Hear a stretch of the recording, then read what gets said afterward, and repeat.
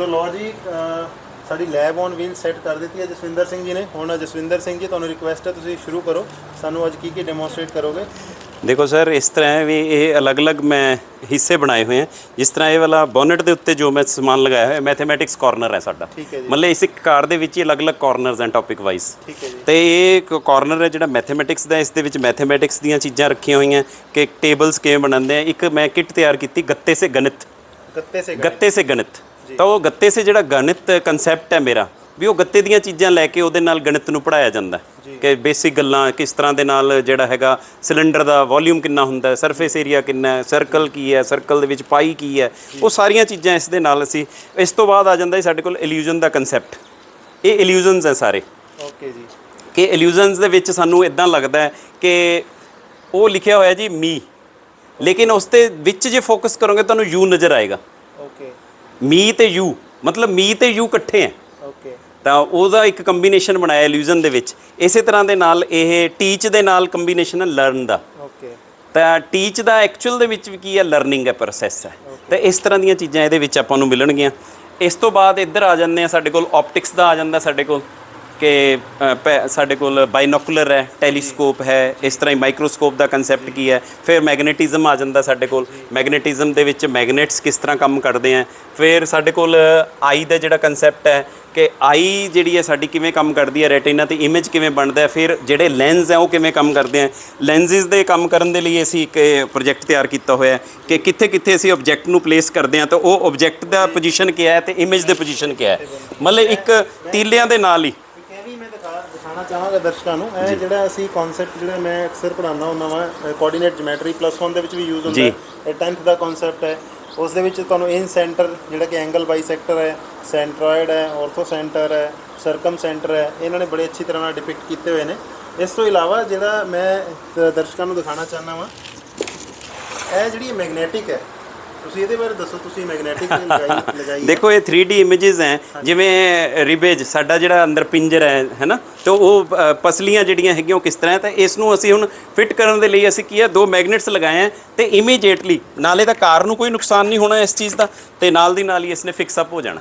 ਤਾਂ ਮਤਲਬ ਹਰ ਚੀਜ਼ ਦੇ ਵਿੱਚ ਸਾਇੰਸ ਹੈ ਤੇ ਉਹ ਸਾਇੰਸ ਦਾ ਯੂਜ਼ ਐਪਲੀਕੇਸ਼ਨ, ਜਿਸ ਨੂੰ ਐਮਡੀ ਸਾਹਿਬ ਅਸੀਂ ਕਹਿੰਦੇ ਆ ਨਾ ਕਿ technology the application of the knowledge. ਇਹ ਅਪਲਾਈ ਵੀ ਕਰੀਏ ਨਾ, ਇਕੱਲਾ ਪੜ੍ਹੀ ਨਾ ਜਾਈਏ।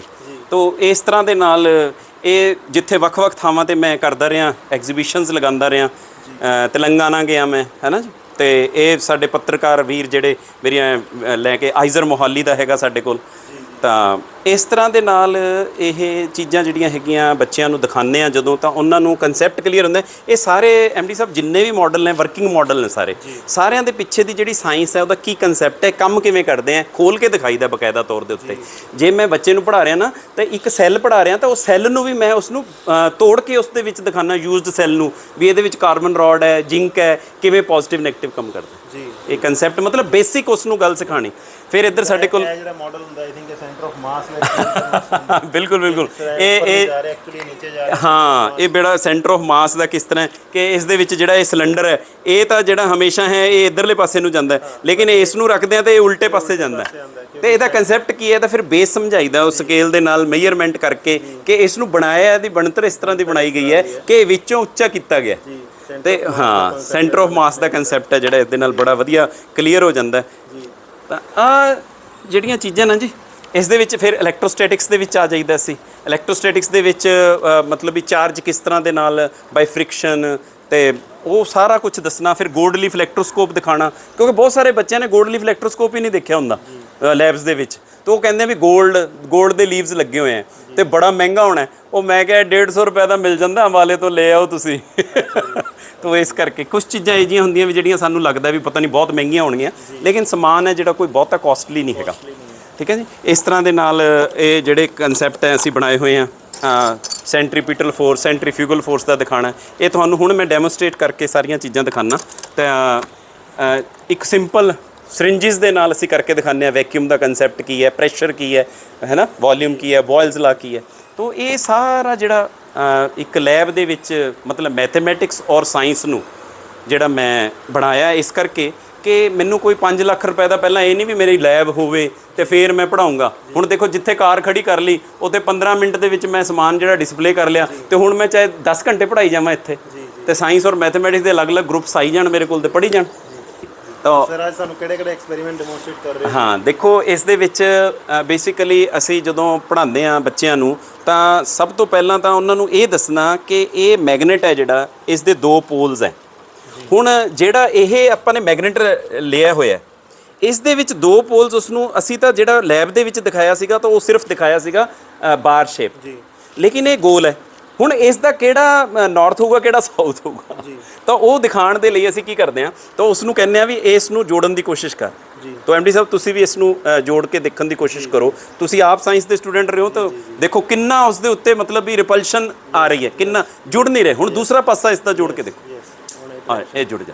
ਤਾਂ ਮਤਲਬ ਇਹ ਹੈ ਕਿ ਜਦੋਂ ਬੱਚਾ ਆਪਣੇ ਹੱਥ ਨਾਲ ਕਰਕੇ ਦੇਖ ਰਿਹਾ ਉਹਨੂੰ ਮਹਿਸੂਸ ਹੋ ਰਿਹਾ ਮੇਰੇ ਦੱਸਣ ਦੇ ਨਾਲ ਵੀ ਇਹ ਰਿਪੈਲ ਕਰ ਰਿਹਾ ਉਹਨੂੰ ਕੁਝ ਨਹੀਂ ਪਤਾ ਲੱਗ ਰਿਹਾ, ਲੇਕਿਨ ਜਦੋਂ ਉਹਨੂੰ ਨੇੜੇ ਲੈ ਕੇ ਜਾ ਰਿਹਾ ਉਹਨੂੰ ਪਤਾ। ਤਾਂ ਇਸ ਦੇ ਵਿੱਚ ਇਹ ਕਨਸੈਪਟ ਆ ਗਿਆ ਕਿ ਜੇ ਬਾਰ ਸ਼ੇਪ ਸੀਗਾ ਤਾਂ ਉਸ ਦਾ ਇੱਕ ਨਾਰਥ ਤੇ ਇੱਕ ਸਾਊਥ ਹੈਗਾ, ਉਹ ਡਾਈਪੋਲ ਹੀ ਹੈ, ਉਹਨੂੰ ਅਲੱਗ ਨਹੀਂ ਕੀਤਾ ਜਾ ਸਕਦਾ, ਇਸ ਲਈ ਡਾਈਪੋਲ ਹੈ। ਲੇਕਿਨ ਇਸ ਦੇ ਵਿੱਚ ਇੱਕ ਪੂਰੀ ਸਰਫੇਸ ਨਾਰਥ ਹੈ, ਇੱਕ ਪੂਰੀ ਦੂਸਰੀ ਸਰਫੇਸ ਸਾਊਥ। ਤਾਂ ਇਹ ਬਿਲਕੁਲ ਇੱਕ ਸਿੰਪਲ ਜਿਹਾ ਕਨਸੈਪਟ ਬੱਚੇ ਨੂੰ ਮਤਲਬ ਸਮਝ ਆ ਗਿਆ ਕਿ ਇੱਕ ਮੈਗਨੇਟ ਲੈਤਾ ਅਸੀਂ ਤੇ ਉਸ ਦੇ ਵਿੱਚ ਇਹ ਕਨਸੈਪਟ ਕੀ ਹੈ ਸਾਡੇ। ਹੁਣ ਇਸੇ ਮੈਗਨੇਟ ਤੋਂ ਅੱਗੇ ਚੱਲਦੇ ਅਸੀਂ ਇਹ ਦੇਖਦੇ ਹਾਂ ਕਿ ਇਹ ਮੈਗਨੇਟ ਹੈ ਤੇ ਇਸ ਨੂੰ ਇੱਥੇ ਕਰਦੇ ਹਾਂ ਤਾਂ ਇਹ ਫਿਰ ਅਟਰੈਕਟ ਕਰ ਲੈਂਦਾ, ਲੇਕਿਨ ਇਸ ਮੈਗਨੇਟ ਨੂੰ ਜੇ ਉਲਟਾ ਕਰ ਦਿੰਦੇ ਹਾਂ ਤਾਂ ਕਨਸੈਪਟ ਬਣ ਜਾਂਦਾ ਸਾਡੇ ਕੋਲ, ਰਿਪਲਸ਼ਨ ਆ ਗਈ। ਹੁਣ ਇਹ ਜਿਹੜੀ ਰਿਪਲਸ਼ਨ ਆਈ ਹੈ ਤੁਸੀਂ ਦੇਖੋ ਕਿ ਮੈਂ ਇਸ ਨੂੰ ਪ੍ਰੈਸ ਕੀਤਾ ਤਾਂ ਕਿੰਨੀ ਫੋਰਸ ਲਗਾਤੀ ਇਸ ਨੇ, ਤਾਂ ਇੱਥੋਂ ਫਿਰ ਕਨਸੈਪਟ ਉਸ ਦੇ ਲਈ ਲੈ ਕੇ ਆਉਂਦੇ ਕਿ F = m × a, force = mass × acceleration. ਇਹਦਾ ਕੋਈ ਮਾਸ ਹੈ, ਲੇਕਿਨ ਇਸ ਦੇ ਵਿੱਚ ਅਸੀਂ ਐਕਸਲਰੇਸ਼ਨ ਕਿੱਥੋਂ ਲਿੱਤੀ ਹੈ, ਰਿਪਲਸ਼ਨ ਤੋਂ ਲਿੱਤੀ ਹੈ।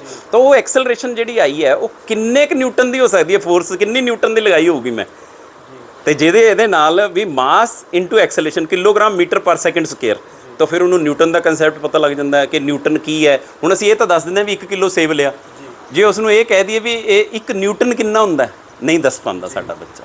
ਤਾਂ ਉਸ ਨੂੰ ਇਹ ਦੱਸਣ ਦੇ ਲਈ ਕਿ 1 ਨਿਊਟਨ ਦੀ ਫੋਰਸ ਕਿੰਨੀ ਹੋਏਗੀ, ਤਾਂ ਉਹ ਐਕਸਪੈਰੀਮੈਂਟ ਜਿਹੜੇ ਅਸੀਂ ਕਰਨੇ ਆ। ਤਾਂ ਹੁਣ ਇੱਥੋਂ ਇਹ ਡਿਵੈਲਪਮੈਂਟ ਕਰ ਰਹੇ ਹਾਂ ਅਸੀਂ ਵੀ ਇਸ ਤਰ੍ਹਾਂ ਦੇ ਸ਼ੌਕਰਸ ਤਿਆਰ ਕੀਤੇ ਜਾਣ ਕਾਰਾਂ ਦੇ, ਤੇ ਉਹ ਸ਼ੌਕਰਸ ਹੈ ਜਿਹੜੇ ਕੰਟਰੋਲਡ ਹੋਣ ਤੇ ਖਰਾਬ ਵੀ ਨਹੀਂ ਹੋਣਗੇ ਬਹੁਤ ਦੇਰ ਤੱਕ, ਕੋਈ ਲੀਕੇਜ ਨਹੀਂ ਹੋਊਗੀ, ਕੋਈ ਆਇਲ ਨਹੀਂ ਲੀਕ ਕਰੂਗਾ, ਕੋਈ ਗੈਸ ਨਹੀਂ ਲੀਕ ਕਰੂਗੀ।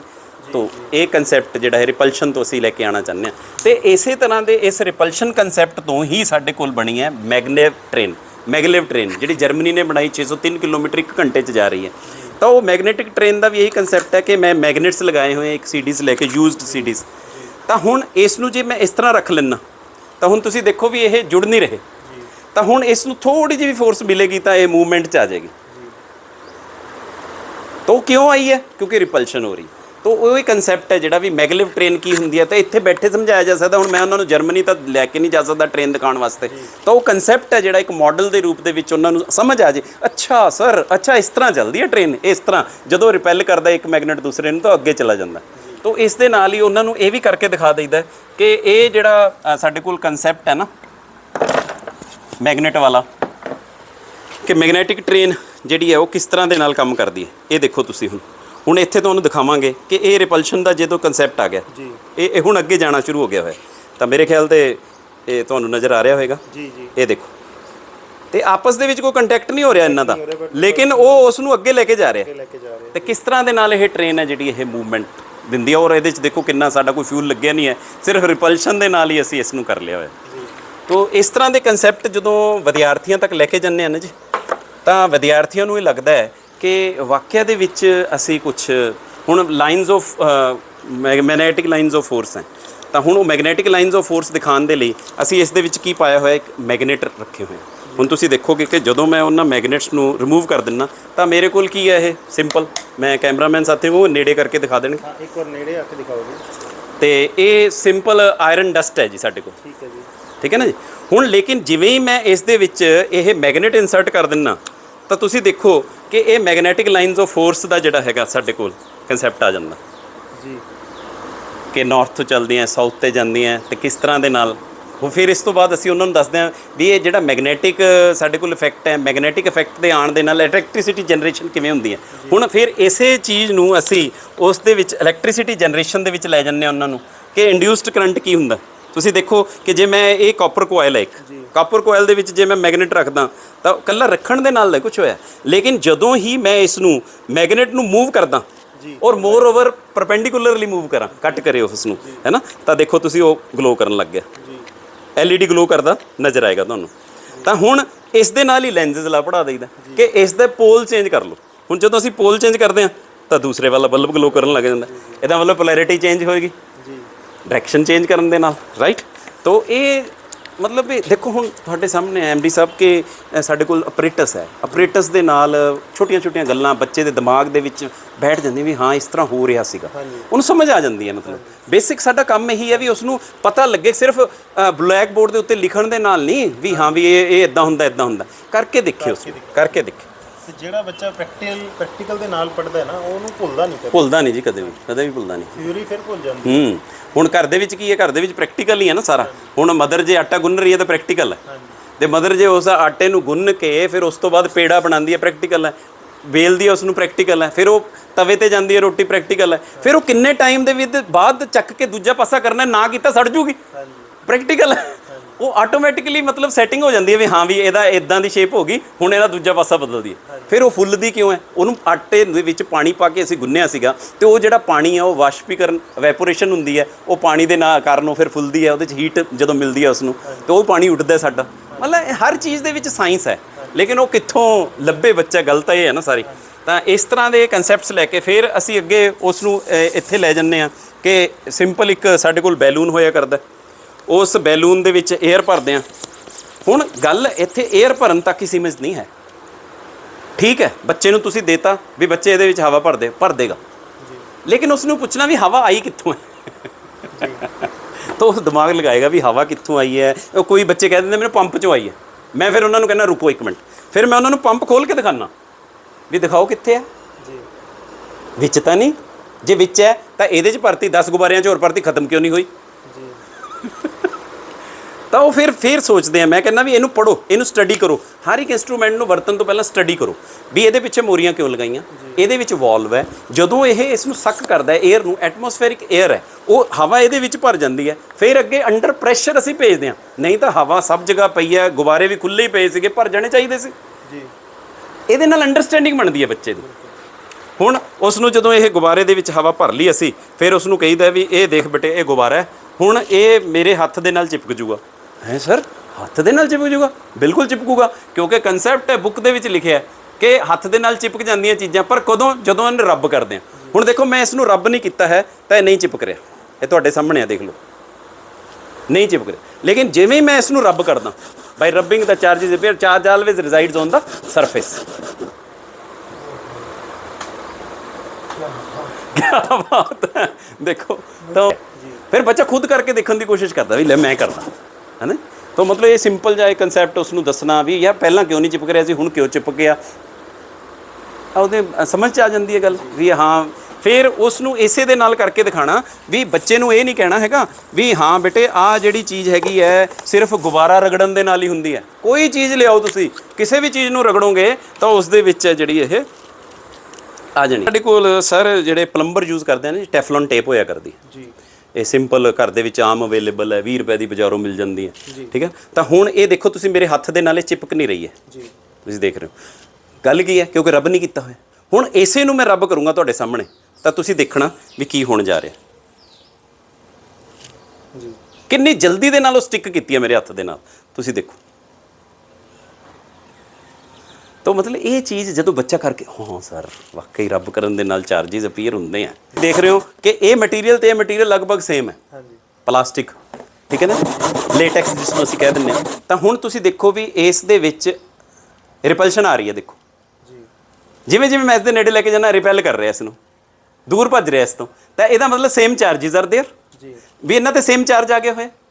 ਹੁਣ ਆਬਜ਼ਰਵੇਸ਼ਨ ਦੀ ਗੱਲ ਆਉਂਦੀ ਹੈ, ਮੈਂ ਉਹਨਾਂ ਨੂੰ ਕਹਿੰਦਾ ਵੀ ਹੁਣ ਦੇਖਦੇ ਰਹੋ ਕੀ ਹੋਣ ਜਾ ਰਿਹਾ। ਦੂਸਰੇ ਪਾਸੇ ਆ ਕੇ ਅਟਰੈਕਟ ਹੋ ਗਿਆ, ਤਾਂ ਫਿਰ ਇੱਥੋਂ ਇਲੈਕਟ੍ਰੋਸਟੈਟਿਕਸ ਉਹਨਾਂ ਨੂੰ ਸਮਝਾ ਦੇਈਦੀ ਹੈ ਵੀ ਇੱਧਰਲੇ ਪਾਸੇ ਚਾਰਜ ਕੋਈ ਹੋਰ ਸੀਗਾ, ਦੂਜੇ ਪਾਸੇ ਕੋਈ ਹੋਰ ਹੈ। ਜਿੱਥੇ ਅਸੀਂ ਗੱਲ ਕਰਦੇ ਹਾਂ ਇਲੈਕਟ੍ਰੋਨ ਕੀ ਸੀਗਾ, ਇਲੈਕਟ੍ਰੋਨ ਜਿੱਥੋਂ ਚਲਾ ਗਿਆ ਉੱਥੇ ਹੋਲ ਕ੍ਰੀਏਟ ਹੋ ਗਿਆ। ਉਹ ਚੀਜ਼ਾਂ ਕਿਵੇਂ ਬਣਦੀਆਂ, ਕਿਵੇਂ ਸਮਝ ਆਉਂਦੀਆਂ, ਉਹ ਬੱਚੇ ਨੂੰ ਮਤਲਬ ਇੱਕ ਸਿੰਪਲ ਜੀ ਐਕਸਪੈਰੀਮੈਂਟ ਦੇ ਨਾਲ ਅਸੀਂ ਸਮਝਾਤਾ ਹੋਇਆ ਜੀ। ਤਾਂ ਹੁਣ ਇਸ ਦੀ ਡਿਟੈਕਸ਼ਨ ਤੇ ਆ ਜੰਨੇ ਅਸੀਂ ਕਿ ਡਿਟੈਕਟ ਕਿਵੇਂ ਹੁੰਦਾ ਸਾਡੇ ਕੋਲ। ਤਾਂ ਇਹ ਇੱਕ ਸਾਡੇ ਕੋਲ ਡਿਵਾਈਸ ਹੈ ਜੀ ਗੋਲਡ ਲੀਫ ਇਲੈਕਟ੍ਰੋਸਕੋਪ ਜੀ। ਇਹ ਅਕਸਰ ਅਸੀਂ 7ਵੀਂ ਜਮਾਤ 'ਚ ਹੀ ਪੜ੍ਹਾ ਦਿੰਦੇ ਹਾਂ ਬੱਚਿਆਂ ਨੂੰ। ਤਾਂ ਇਸ ਦੇ ਵਿੱਚ ਜੇ ਤਾਂ ਇਹ ਕੋਈ ਚੀਜ਼ ਚਾਰਜਡ ਹੈ, ਦੇਖੋ ਹੁਣ ਮੈਂ ਤੁਹਾਨੂੰ ਇਸ ਦੇ ਵਿੱਚ ਅਨਚਾਰਜਡ ਕੋਈ ਚੀਜ਼ ਲੈ ਕੇ ਜਾਣਾ, ਸਪੋਜ਼ ਇਹ ਹੈ ਜੀ, ਕੋਈ ਓਪਨਿੰਗ ਨਹੀਂ ਹੋਈ ਹੈ ਇਸ ਦੇ ਵਿੱਚ, ਆਪਾਂ ਦੇਖਾਂਗੇ ਕੁਝ ਵੀ ਨਹੀਂ ਹੋਇਆ ਹੈ ਇਸ ਦੇ ਵਿੱਚ, ਠੀਕ ਹੈ। ਲੇਕਿਨ ਉਹੀ ਜੇ ਅਸੀਂ ਗੁਬਾਰਾ ਜੋ ਅਸੀਂ ਰੱਬ ਕੀਤਾ ਹੋਇਆ ਸੀ, ਜੇ ਨਹੀਂ ਰੱਬ ਕੀਤਾ ਹੋਇਆ ਕਿਤੇ ਰੱਖਤਾ ਹੋਇਆ, ਦੁਬਾਰਾ ਅਸੀਂ ਇਸ ਨੂੰ ਚਾਰਜ ਕਰ ਲੈਂਦੇ ਹਾਂ। ਜੋ ਦੁਬਾਰਾ ਚਾਰਜ ਕਰ ਲੈਂਦੇ ਹਾਂ ਤਾਂ ਅਸੀਂ ਹੁਣ ਦੇਖਾਂਗੇ ਕਿ ਵਾਟ ਇਜ਼ ਹੈਪਨਿੰਗ। ਆਹ ਦੇਖੋ ਜੀ, ਹੁਣ ਉਹ 골ਡ ਲੀਫ ਹੈ ਜਿਹੜੇ ਇੱਕ ਦੂਸਰੇ ਤੋਂ ਦੂਰ ਜਾਣੇ ਸ਼ੁਰੂ ਹੋ ਗਏ। ਇਹਦੇ ਤੇ ਫੋਕਸ ਕਰਿਓ, ਠੀਕ ਹੈ ਨਾ ਜੀ। ਤਾਂ ਹੁਣ ਇਹ ਜਿਹੜੀ ਚੀਜ਼ ਉਸ ਨੂੰ ਸਮਝਾਣੀ ਹੈ ਕਿ ਮੈਂ ਇਸ ਨੂੰ ਕੰਟੈਕਟ 'ਚ ਨਹੀਂ ਲਿਆ ਰਿਹਾ ਜੀ, ਤਾਂ ਇੰਡਿਊਸਡ ਕਰ ਰਿਹਾ। ਤਾਂ ਕੰਡਕਸ਼ਨ ਕੀ ਹੈ, ਜੇ ਮੈਂ ਇਸ ਨੂੰ ਟੱਚ ਕਰਦਾ, ਲਓ ਜੀ ਹੁਣ ਜਦੋਂ ਮੈਂ ਉੱਪਰ ਲੈ ਕੇ ਜਾਂਦਾ ਤਾਂ ਖੁੱਲਦੇ ਆ, ਨੇੜੇ ਲੈ ਕੇ ਜਾਂਦਾ ਤਾਂ ਬੰਦ ਹੁੰਦੇ ਆ, ਉਲਟ ਹੋ ਗਿਆ ਨਾ। ਤਾਂ ਇਹ ਚੀਜ਼ਾਂ ਜਿਹੜੀਆਂ ਹੈ ਇੰਡਕਸ਼ਨ, ਕੰਡਕਸ਼ਨ, ਫ੍ਰਿਕਸ਼ਨ, ਇਹ ਸਾਰੀਆਂ ਚੀਜ਼ਾਂ ਇੱਕ ਛੋਟੇ ਜਿਹੇ ਐਕਸਪੈਰੀਮੈਂਟ ਨਾਲ ਸਮਝ ਆ ਜਾਣਗੀਆਂ +1 ਦੀਆਂ। ਤਾਂ ਹੋਰ ਵਿਦਿਆਰਥੀ ਨੂੰ ਕੀ ਚਾਹੀਦਾ। ਤਾਂ ਹੁਣ ਜਦੋਂ ਇਹੀ ਜਿਹੜਾ ਚਾਰਜ ਐਮਡੀ ਸਾਹਿਬ ਫਲੋ ਕਰਨ ਲੱਗ ਜਾਂਦਾ ਨਾ, ਤਾਂ ਕਰੰਟ ਬਣ ਜਾਂਦਾ। ਤਾਂ ਹੁਣ ਉਹ ਕਰੰਟ ਕਿਵੇਂ ਬਣਦਾ, ਇਹਦੇ ਲਈ ਇੱਕ ਬੜੀ ਵਧੀਆ ਡੈਮੋਨਸਟ੍ਰੇਸ਼ਨ ਅਸੀਂ ਤਿਆਰ ਕੀਤੀ ਹੋਈ ਹੈ। ਲੋ ਆਪਾਂ ਤੁਹਾਡੇ ਨਾਲ ਇਹ ਅੱਜ ਸ਼ੇਅਰ ਕਰਦੇ ਹਾਂ ਕਿ ਇੱਕ ਇਹ ਤਾਰ ਇਹ ਹੈ, ਇਹ ਮੈਂ ਦਰਸ਼ਕਾਂ ਨੂੰ ਕਹੂੰਗਾ ਨੰਗੀਆਂ ਤਾਰਾਂ ਨੂੰ ਤੁਸੀਂ ਹੱਥ ਕਦੇ ਨਹੀਂ ਲਗਾਉਣਾ। ਅੰਡਰ ਦਾ ਸੁਪਰਵਿਜ਼ਨ ਅਸੀਂ ਕੀ ਕਰ ਰਹੇ ਹਾਂ, ਤੁਸੀਂ ਉਸ ਨੂੰ ਦੇਖਦੇ ਰਹੋ, ਚੰਗੀ ਤਰ੍ਹਾਂ ਦੇਖੋ ਤੇ ਫਿਰ ਉਸ ਨੂੰ ਕਰਕੇ ਦੇਖੋ ਤੁਸੀਂ। ਸਰ ਇਹ ਇੱਕ ਵਾਇਰ ਤੁਸੀਂ ਪਕੜ ਲਓ ਜੀ, ਉੱਪਰੋਂ ਪਕੜੋ ਜੀ। ਤਾਂ ਹੁਣ ਇੱਕ ਵਾਇਰ ਐਮਡੀ ਸਾਹਿਬ ਨੇ ਪਕੜੀ ਹੈ, ਇੱਕ ਮੈਂ ਪਕੜੀ ਹੋਈ ਹੈ। ਹੁਣ ਦੂਸਰਾ ਹੱਥ ਤੁਹਾਡਾ ਦਿਓ ਸਰ, ਦੇਖਿਓ ਇਹ ਹੁਣ ਓਪਨ ਸਰਕਟ ਹੈ ਸਰ ਜੀ, ਕਲੋਜ਼ ਨਹੀਂ ਹੈ, ਕਿਉਂਕਿ ਇਹਦੇ ਪਿੱਛੇ ਕਿਤੇ ਵੀ ਸਾਡੇ ਕੋਲ ਕੋਈ ਸਵਿਚ ਨਹੀਂ ਹੈ, ਕਿਤੇ ਕੋਈ ਭੁਲੇਖਾ ਹੋਵੇ ਮੈਂ ਪਹਿਲਾਂ ਹੀ ਦਿਖਾ ਦਾਂ। ਤਾਂ ਉਹ ਪਕੜਿਓ ਸਰ। ਤਾਂ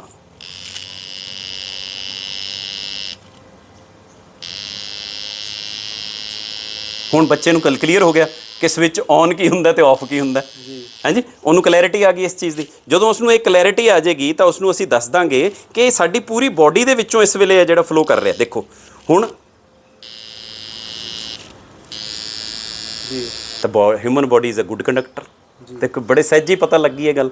ਤਾਂ ਮਤਲਬ ਇਹ ਐਕਸਪੈਰੀਮੈਂਟ ਦੇ ਨਾਲ ਚਾਰਜ ਜਿਹੜਾ ਅਸੀਂ ਕਿਵੇਂ ਇਹਦੇ ਵਿੱਚ ਸਟੋਰ ਕੀਤਾ, ਉਹ ਸਟੋਰਡ ਚਾਰਜ ਹੈ ਜਿਹੜਾ ਕਿਵੇਂ ਫਲੋ ਕੀਤਾ, ਇਲੈਕਟ੍ਰੋਨ ਦੇ ਫਲੋ ਨੂੰ rate of flow of charges current ਕਿਵੇਂ ਬਣਿਆ, I = Q/T ਕਿਵੇਂ ਬਣਿਆ, Q = NE ਕਿਵੇਂ ਬਣਿਆ। ਮਤਲਬ ਇਹ ਚੀਜ਼ਾਂ ਜਿਹੜੀਆਂ ਬੱਚੇ ਤੱਕ ਪਹੁੰਚ ਜਾਣਗੀਆਂ ਤਾਂ ਉਹ ਨਿਊਮੈਰੀਕਲ ਪ੍ਰੋਬਲਮਸ ਨੂੰ ਤਾਂ ਐਂ ਹੀ ਸੋਲਵ ਕਰ ਲੇਗਾ ਸਰ। ਦੇਖੋ ਜੀ AC ਸਪਲਾਈ ਤੇ ਕੰਮ ਕਰ ਰਿਹਾ, ਔਰ ਇਸ ਦੇ ਉੱਪਰ ਮੋਰ ਓਵਰ ਇਹ ਲਿਖਿਆ ਹੋਇਆ ਸਰ ਕਿ 12 ਵੋਲਟ ਜੀ, 12 ਵਾਟ, 220 ਤੋਂ 240 ਵੋਲਟ, 50 ਹਰਟਜ਼, ਔਰ ਮੋਰ ਓਵਰ ਜਿਹੜੀ ਗੱਲ ਮੈਂ ਦੱਸਣੀ ਚਾਹੁੰਦਾ, ਮੇਡ ਇਨ ਇੰਡੀਆ ਜੀ, ਠੀਕ ਹੈ ਨਾ। ਤੇ ਕਈਆਂ ਦੇ ਦਿਮਾਗ 'ਚ ਹੁੰਦਾ ਵੀ ਸ਼ਾਇਦ ਚੈਨਈ ਸਾਰਾ ਕੁਝ ਬਣਾ ਰਿਹਾ ਨਹੀਂ, ਸਾਡੇ ਕੋਲ ਵੀ ਬਹੁਤ ਕੁਝ ਹੈ, ਪਰ ਉਹ ਸਾਰਾ ਬਹੁਤ ਕੁਝ ਹੈ ਜਿਹੜਾ ਉਹ ਕਿੱਥੋਂ ਮਿਲਦਾ ਇਹ ਸਾਨੂੰ ਲੱਭਣਾ ਪਊਗਾ, ਠੀਕ ਹੈ। ਤੋ ਇਹ ਤੁਸੀਂ ਦੇਖ ਰਹੇ ਹੋ। ਤੇ ਇਹ ਜਿਹੜਾ ਬੱਲਬ ਹੈ ਸਰ, ਇਹ ਇੱਕ ਐਸਾ ਬੱਲਬ ਹੈ ਕਿ ਜਿਹੜਾ ਕਿ ਮੱਥੇ ਤੇ ਲਾਉਣ ਨਾਲ ਜਗ ਜਾਂਦਾ। ਜਗਿਆ ਕਿ ਨਹੀਂ ਜੀ? ਜਗ ਗਿਆ ਨਾ। ਤੇ ਇਸ ਤਰ੍ਹਾਂ ਹੀ ਮੇਰੇ ਮੱਥੇ ਤੇ ਨਹੀਂ, ਇਹ ਤੁਹਾਡੇ ਮੱਥੇ ਤੇ ਵੀ ਜਗ ਜਾਣਾ ਇਸਨੇ। ਤਾਂ ਹੁਣੇ ਮੈਂ ਤੁਹਾਨੂੰ ਦਿਖਾਊਂਗਾ ਇਹ ਕਿ ਹੁਣ ਗਲੋ ਨਹੀਂ ਕਰ ਰਿਹਾ, ਆਹ ਦੇਖੋ ਗਲੋ ਕਰ ਰਿਹਾ ਨਾ। ਤਾਂ ਮੈਨੂੰ ਇਸ ਤੇ ਬੜੇ ਸਵਾਲ ਆਉਂਦੇ ਆ ਕਿ ਸਰ ਉਹ ਤੁਸੀਂ ਉਹ ਜਿਹੜਾ ਮੱਥੇ ਤੇ ਬੱਲਬ ਲਾ ਕੇ ਜਗਾਇਆ ਸੀ ਨਾ, ਉਹ ਜਗਾ ਕੇ ਦਿਖਾਓ। ਉਹ ਮੈਂ ਕਿਹਾ ਬਈ ਇਹ ਕੋਈ ਜਾਦੂ ਨਹੀਂ ਹੈ, ਇਹ ਤਾਂ ਇੱਕ ਅਧਿਆਪਕ ਤਾਂ ਸਾਰਾ ਕੁਝ ਦੱਸ ਦਿੰਦਾ, ਜਾਦੂਗਰ ਨਹੀਂ ਕੁਝ ਦੱਸਦਾ ਤੁਹਾਨੂੰ। ਅਧਿਆਪਕ ਨੇ ਦੱਸ ਦੇਣਾ ਵੀ ਇਹਦੇ ਵਿੱਚ ਕੀ ਹੈ। ਇਹਦੇ ਵਿੱਚ ਇੱਕ ਚਾਰਜਿੰਗ ਚਿਪ ਲੱਗੀ ਹੋਈ ਹੈ, ਇਨਵਰਟਰ ਚਿਪ ਲਗਾਈ ਹੈ ਅਸੀਂ, ਉਹ ਸਟੋਰ ਕਰ ਲਈ ਉਸਨੇ। ਉਹ ਜਦੋਂ ਇਸ ਦੇ ਵਿੱਚ ਸਟੋਰ ਹੋ ਗਈ ਉਸ ਤੋਂ ਬਾਅਦ ਇਹਦਾ ਸਰਕਟ ਹੀ ਕੰਪਲੀਟ ਕਰਨਾ ਨਾ ਜੀ। ਤੋ ਲੇਕਿਨ ਲੋਕਾਂ ਨੂੰ ਇਹ ਲੱਗਦਾ ਵੀ ਪਤਾ ਨਹੀਂ ਇੱਕ ਬਾਬਾ ਜੀ ਆਏ ਸੀ, ਉਹਨਾਂ ਨੇ ਮੱਥੇ ਤੇ ਬੱਲਬ ਲਾ ਕੇ ਜਗਾਤਾ। ਤਾਂ ਉਹ ਭਰਮ ਭੁਲੇਖਿਆਂ 'ਚ ਇਸ ਤਰ੍ਹਾਂ ਦੁਨੀਆ ਪੈ ਜਾਂਦੀ। ਉਹਨਾਂ 'ਚੋਂ ਭਰਮ ਭੁਲੇਖਿਆਂ 'ਚੋਂ ਕੱਢਣਾ ਹੀ ਸਾਡੇ ਵਿਗਿਆਨ ਦਾ ਮੁੱਢਲਾ ਪੱਖ ਹੈ। ਇਹ ਇੱਕ ਮੇਰੇ ਕੋਲ ਬੜੇ ਲਾਈਟਰ ਜੀ ਚੀਜ਼ ਹੈ, ਮਤਲਬ ਹਲਕੀ ਚੀਜ਼ ਹੈ ਜੀ, ਤੇ ਇੱਕ ਮੇਰੇ ਕੋਲ ਭਾਰੀ ਚੀਜ਼ ਹੈ। ਹੁਣ ਅਕਸਰ ਇਹ ਦੇਖਿਆ ਜਾਂਦਾ ਕਿ ਜਿਹੜੀ ਭਾਰੀ ਚੀਜ਼ ਹੈ ਉਸਨੇ ਹਲਕੀ ਨੂੰ ਖਿੱਚਣਾ ਜੀ, ਤਾਂ ਆਪਾਂ ਭਾਰੀ ਨੂੰ ਉੱਪਰ ਕਰ ਲੈਂਦੇ, ਲੇਕਿਨ ਉਹ ਫਿਰ ਉਸ ਨੂੰ ਖਿੱਚ ਕੇ ਲੈ ਗਈ। ਤਾਂ ਹੁਣ ਸਾਇੰਸ ਦਾ ਤਾਂ ਮਜ਼ਾ ਹੈ ਨਾ ਵੀ ਜੇ ਇਹ ਵਾਲੀ ਚੀਜ਼ ਉਸ ਨੂੰ ਚੁੱਕ ਕੇ ਦਿਖਾਵੇ ਜੀ। ਹੁਣ ਇਹਦੇ ਲਈ ਇੱਕੋ ਹੀ ਚੀਜ਼ ਹੈ ਜਿਹੜੀ ਆਪ ਜੀ ਨੇ ਵੀ ਉੱਥੇ ਵੀਡੀਓ 'ਚ ਪੜ੍ਹਾਈ ਹੈ ਬੱਚਿਆਂ ਨੂੰ +1 ਵਾਲਿਆਂ ਨੂੰ। ਤੇ ਆਹ ਦੇਖੋ, ਆਹ ਜਿਹੜਾ ਕੰਸੈਪਟ ਹੈ ਕਿ ਕਿਸ ਤਰ੍ਹਾਂ ਸੈਂਟਰੀਪੀਟਲ ਫੋਰਸ ਤੇ ਸੂਡੋ ਫੋਰਸ ਸੈਂਟਰੀਫਿਊਗਲ ਕਿਵੇਂ ਬਣੀ ਹੈ। ਸੈਂਟਰੀਪੀਟਲ ਹੈ ਤਾਂ ਉਹ ਕਿੱਥੇ ਨੂੰ ਐਕਟ ਕਰਦੀ ਹੈ, ਸੈਂਟਰ ਵੱਲ ਹੀ ਕਿਉਂ ਆਉਂਦੀ ਹੈ, ਤੇ ਉਹ ਕਿਵੇਂ ਇਹਦੇ ਨਾਲ ਸਰਕੂਲਰ ਮੋਸ਼ਨ 'ਚ ਰਹਿੰਦੀ ਹੈ ਚੀਜ਼। ਉਹ ਸਰਕੂਲਰ ਦੇ ਵਿੱਚ ਆਉਣ ਦੇ ਨਾਲ ਕਿਸ ਤਰ੍ਹਾਂ ਦੇ ਨਾਲ ਉਹ ਹੈਵੀ ਆਬਜੈਕਟਸ ਹੈ ਜਿਹੜੇ ਉਹ ਅਪਵਰਡ ਲਿਫਟ ਹੋ ਜਾਂਦੇ। ਤੋ ਇਹ ਜਿਹੜੀਆਂ ਚੀਜ਼ਾਂ ਹੈਗੀਆਂ ਕਿ ਸਾਡਾ ਸਾਰਾ ਯੂਨੀਵਰਸ ਦੇ ਵਿੱਚ ਹਰ ਚੀਜ਼ ਜਿਹੜੀ ਉਹ ਚੱਲ ਕਿਉਂ ਰਹੀ ਹੈ, ਘੁੰਮ ਕਿਉਂ ਰਹੀ ਹੈ, ਘੁੰਮਣ ਦਾ ਕਾਰਨ ਕੀ ਹੈ ਉਸਦਾ। ਤੋ ਇਸ ਤਰ੍ਹਾਂ ਦੇ ਕੰਸੈਪਟ ਹੈ ਜਿਹੜੇ ਬੱਚਿਆਂ ਤੱਕ ਪਹੁੰਚਾਉਣੇ ਜੀ। ਇਹ ਸਾਰੇ ਉਹ ਵਰਕਿੰਗ ਮਾਡਲਸ ਹੈ ਜਿਹੜੇ ਬੱਚਿਆਂ ਤੱਕ ਅਸੀਂ ਪਹੁੰਚਾਉਂਦੇ ਹਾਂ, ਤੇ ਉਹਨਾਂ ਨੂੰ ਫਿਰ ਅੱਖ ਦੇ ਬਾਰੇ ਦੱਸਣਾ, ਅੱਖ ਕਿਵੇਂ ਕੰਮ ਕਰਦੀ ਹੈ, ਫਿਰ ਉਹਨਾਂ ਨੂੰ ਦੱਸਣਾ ਵੀ ਇਹ ਇੱਕ ਪ੍ਰਿਜ਼ਮ ਤਾਂ ਤੁਸੀਂ ਇੱਕ ਦੇਖਿਆ ਸੀਗਾ, ਲੇਕਿਨ ਇਹ ਇੱਕ ਪ੍ਰਿਜ਼ਮ ਐਸਾ ਹੈ ਜਿਸ ਦੇ ਵਿੱਚ ਨੰਬਰ ਆਫ ਮਤਲਬ ਵੀ ਸਾਡੇ ਕੋਲ ਸਪੈਕਟਰਮਸ ਹੈ ਜਿਹੜੇ ਬਣਦੇ ਆ। ਦੇਖੋ ਤੁਸੀਂ ਮਲਟੀਪਲ ਸਪੈਕਟਰਮਸ ਇਹਦੇ ਨਾਲ ਦਿਖਾਏ ਜਾ ਸਕਦੇ ਆ, ਕਿਉਂਕਿ ਇਹ ਸਾਰੇ ਡਾਰਕ ਰੂਮ ਦੇ ਐਕਸਪੈਰੀਮੈਂਟਸ ਹੋਇਆ ਕਰਦੇ ਆ ਜਿਹੜੇ, ਤਾਂ ਇਹ ਜ਼ਿਆਦਾ ਕਲੈਰਿਟੀ ਦੇ ਨਾਲ ਸਾਨੂੰ ਪਤਾ ਲੱਗ ਜਾਂਦਾ ਵੀ ਵਿਬਗਿਓਰ ਕਿਵੇਂ ਬਣਦਾ, violet indigo, blue, green, yellow, orange and red. ਹੁਣ ਰੈੱਡ ਕਿਹੜੇ ਪਾਸੇ ਆਉਂਦਾ, ਫਿਰ ਇਮੇਜ ਦੀ ਫਾਰਮੇਸ਼ਨ ਕਿਵੇਂ ਬਣਦੀ ਹੈ, ਪ੍ਰਿਜ਼ਮ ਕਿੱਦਾਂ ਰੱਖਣਾ ਅਸੀਂ, ਪ੍ਰਿਜ਼ਮ ਦੇ ਐਂਗਲ ਕਿੰਨੇ ਡਿਗਰੀ ਦੇ ਹੁੰਦੇ ਆ, ਇਕੁਲੇਟਰਲੀ ਕਿਉਂ ਰੱਖਦੇ ਆ ਅਸੀਂ, ਮਤਲਬ ਉਹਦੇ ਵਿੱਚ ਉਹਦਾ ਰਿਫਰੈਕਟਿਵ ਇੰਡੈਕਸ ਕੀ ਹੈ, ਸਾਰੀਆਂ ਚੀਜ਼ਾਂ ਇੱਕ ਆਪਾਂ ਮੇਰੇ ਖਿਆਲ ਤੇ ਟੌਪਿਕ ਸ਼ੁਰੂ ਕਰੀਏ ਨਾ ਜੀ, ਉਹਦੇ ਨਾਲ ਲਿੰਕਡ ਕਿੰਨੇ ਟੌਪਿਕ ਅੱਗੇ ਨਿਕਲੇ ਹੁੰਦੇ। ਤਾਂ ਹੁਣ ਉਸ ਤੋਂ ਬਾਅਦ ਵਿਦਿਆਰਥੀਆਂ ਨੂੰ ਇਹ ਦੱਸਣਾ ਕਿ ਜਿਹੜਾ ਇਹ ਡਿਫਰੈਂਸ ਹੈ, ਟੈਲੀਸਕੋਪ ਕੀ ਹੈ, ਤਾਂ ਟੈਲੀਸਕੋਪ ਕੰਮ ਕਿਵੇਂ ਕਰਦੀ ਹੈ। ਤਾਂ ਹੁਣ ਉਹਨਾਂ ਨੂੰ ਇਹ ਹੱਥੀ ਟੈਲੀਸਕੋਪ ਬਣਾ ਲਈ ਅਸੀਂ, ਇੱਕ ਲੈਂਸ ਇੱਧਰ ਲਗਾਤਾ, ਇੱਕ ਇੱਧਰ ਲਗਾਤਾ। ਹੁਣ ਬੱਚੇ ਨੂੰ ਕਹਤਾ ਕਿ ਇੱਕ ਪੋਜੀਸ਼ਨ ਇਹ ਜੀ ਆਉਂਦੀ ਹੈ ਜਦੋਂ ਇਮੇਜ ਹੈ ਜਿਹੜਾ ਇਨਵਰਟਿਡ ਬਣਦਾ, ਇੱਕ ਪੋਜੀਸ਼ਨ ਇਹ ਜੀ ਆਉਂਦੀ ਹੈ ਜਦੋਂ ਇਰੈਕਟ ਵੀ ਬਣਦਾ, ਤੇ ਇਰੈਕਟ ਵਾਲਾ ਵਰਚੁਅਲ ਹੋਇਆ ਕਰਦਾ, ਇਨਵਰਟਿਡ ਵਾਲਾ ਰੀਅਲ ਹੋਇਆ ਕਰਦਾ। ਤਾਂ ਉਸ ਨੂੰ ਇਨਵਰਟਿਡ ਦਾ ਕਿਵੇਂ ਪਤਾ ਲੱਗੇ ਵੀ ਇਨਵਰਟਿਡ ਕੀ ਇਸ ਨੂੰ ਕਹਿੰਦੇ ਆ। ਉਹ ਕਹਿੰਦਾ ਵੀ ਜਿਹੜੀ ਚੀਜ਼ ਸਾਹਮਣੇ ਤੁਸੀਂ ਕਹਿ ਰਹੇ ਹੋ ਇਨਵਰਟਿਡ, ਉਹ ਤਾਂ ਸਿੱਧੀ ਹੈ। ਫਿਰ ਉਸ ਦੇ ਲਈ ਇਹ ਚੀਜ਼ ਬਣਾਈ ਹੈ। ਤੋ ਐਮਡੀ ਸਾਹਿਬ ਤੁਸੀਂ ਇਹਦੇ ਵਿੱਚੋਂ ਦੇਖੋਗੇ ਕਿ ਸਾਹਮਣੇ ਦੀਆਂ ਚੀਜ਼ਾਂ ਤੁਹਾਨੂੰ ਉਲਟੀਆਂ ਨਜ਼ਰ ਆਉਣਗੀਆਂ,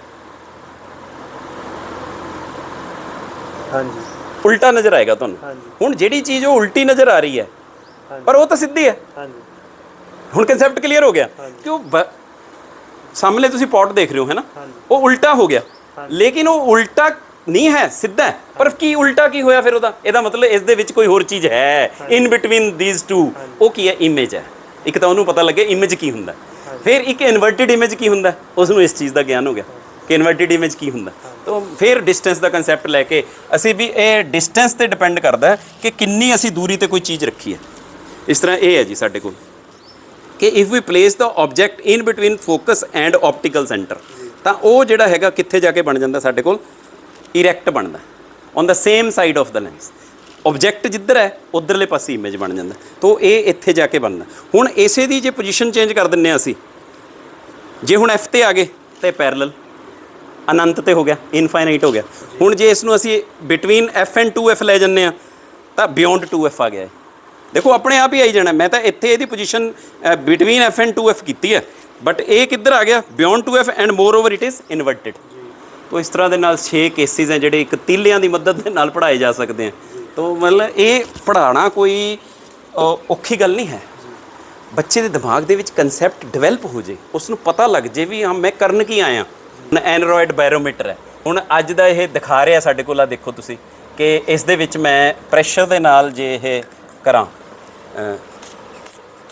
ਤਾਂ ਤੁਸੀਂ ਦੇਖ ਸਕਦੇ ਹੋ ਕਿ ਹੁਣ ਥੋੜੀ ਦੇਰ ਦੇ ਬਾਅਦ ਇਸ ਨੇ ਆ ਕੇ ਜਿੱਥੇ ਸਟੈਂਡ ਸਟਿਲ ਹੋ ਜਾਣਾ, ਦੇਖੋ ਵਾਪਸ ਆਣੀ ਸ਼ੁਰੂ ਹੋ ਗਈ ਨਾ, ਤਾਂ ਇਸ ਦਾ ਮਤਲਬ ਇਹ ਮੇਜਰ ਕਰ ਰਿਹਾ ਵੀ ਅੱਜ ਦਾ ਪ੍ਰੈਸ਼ਰ ਕਿੰਨਾ।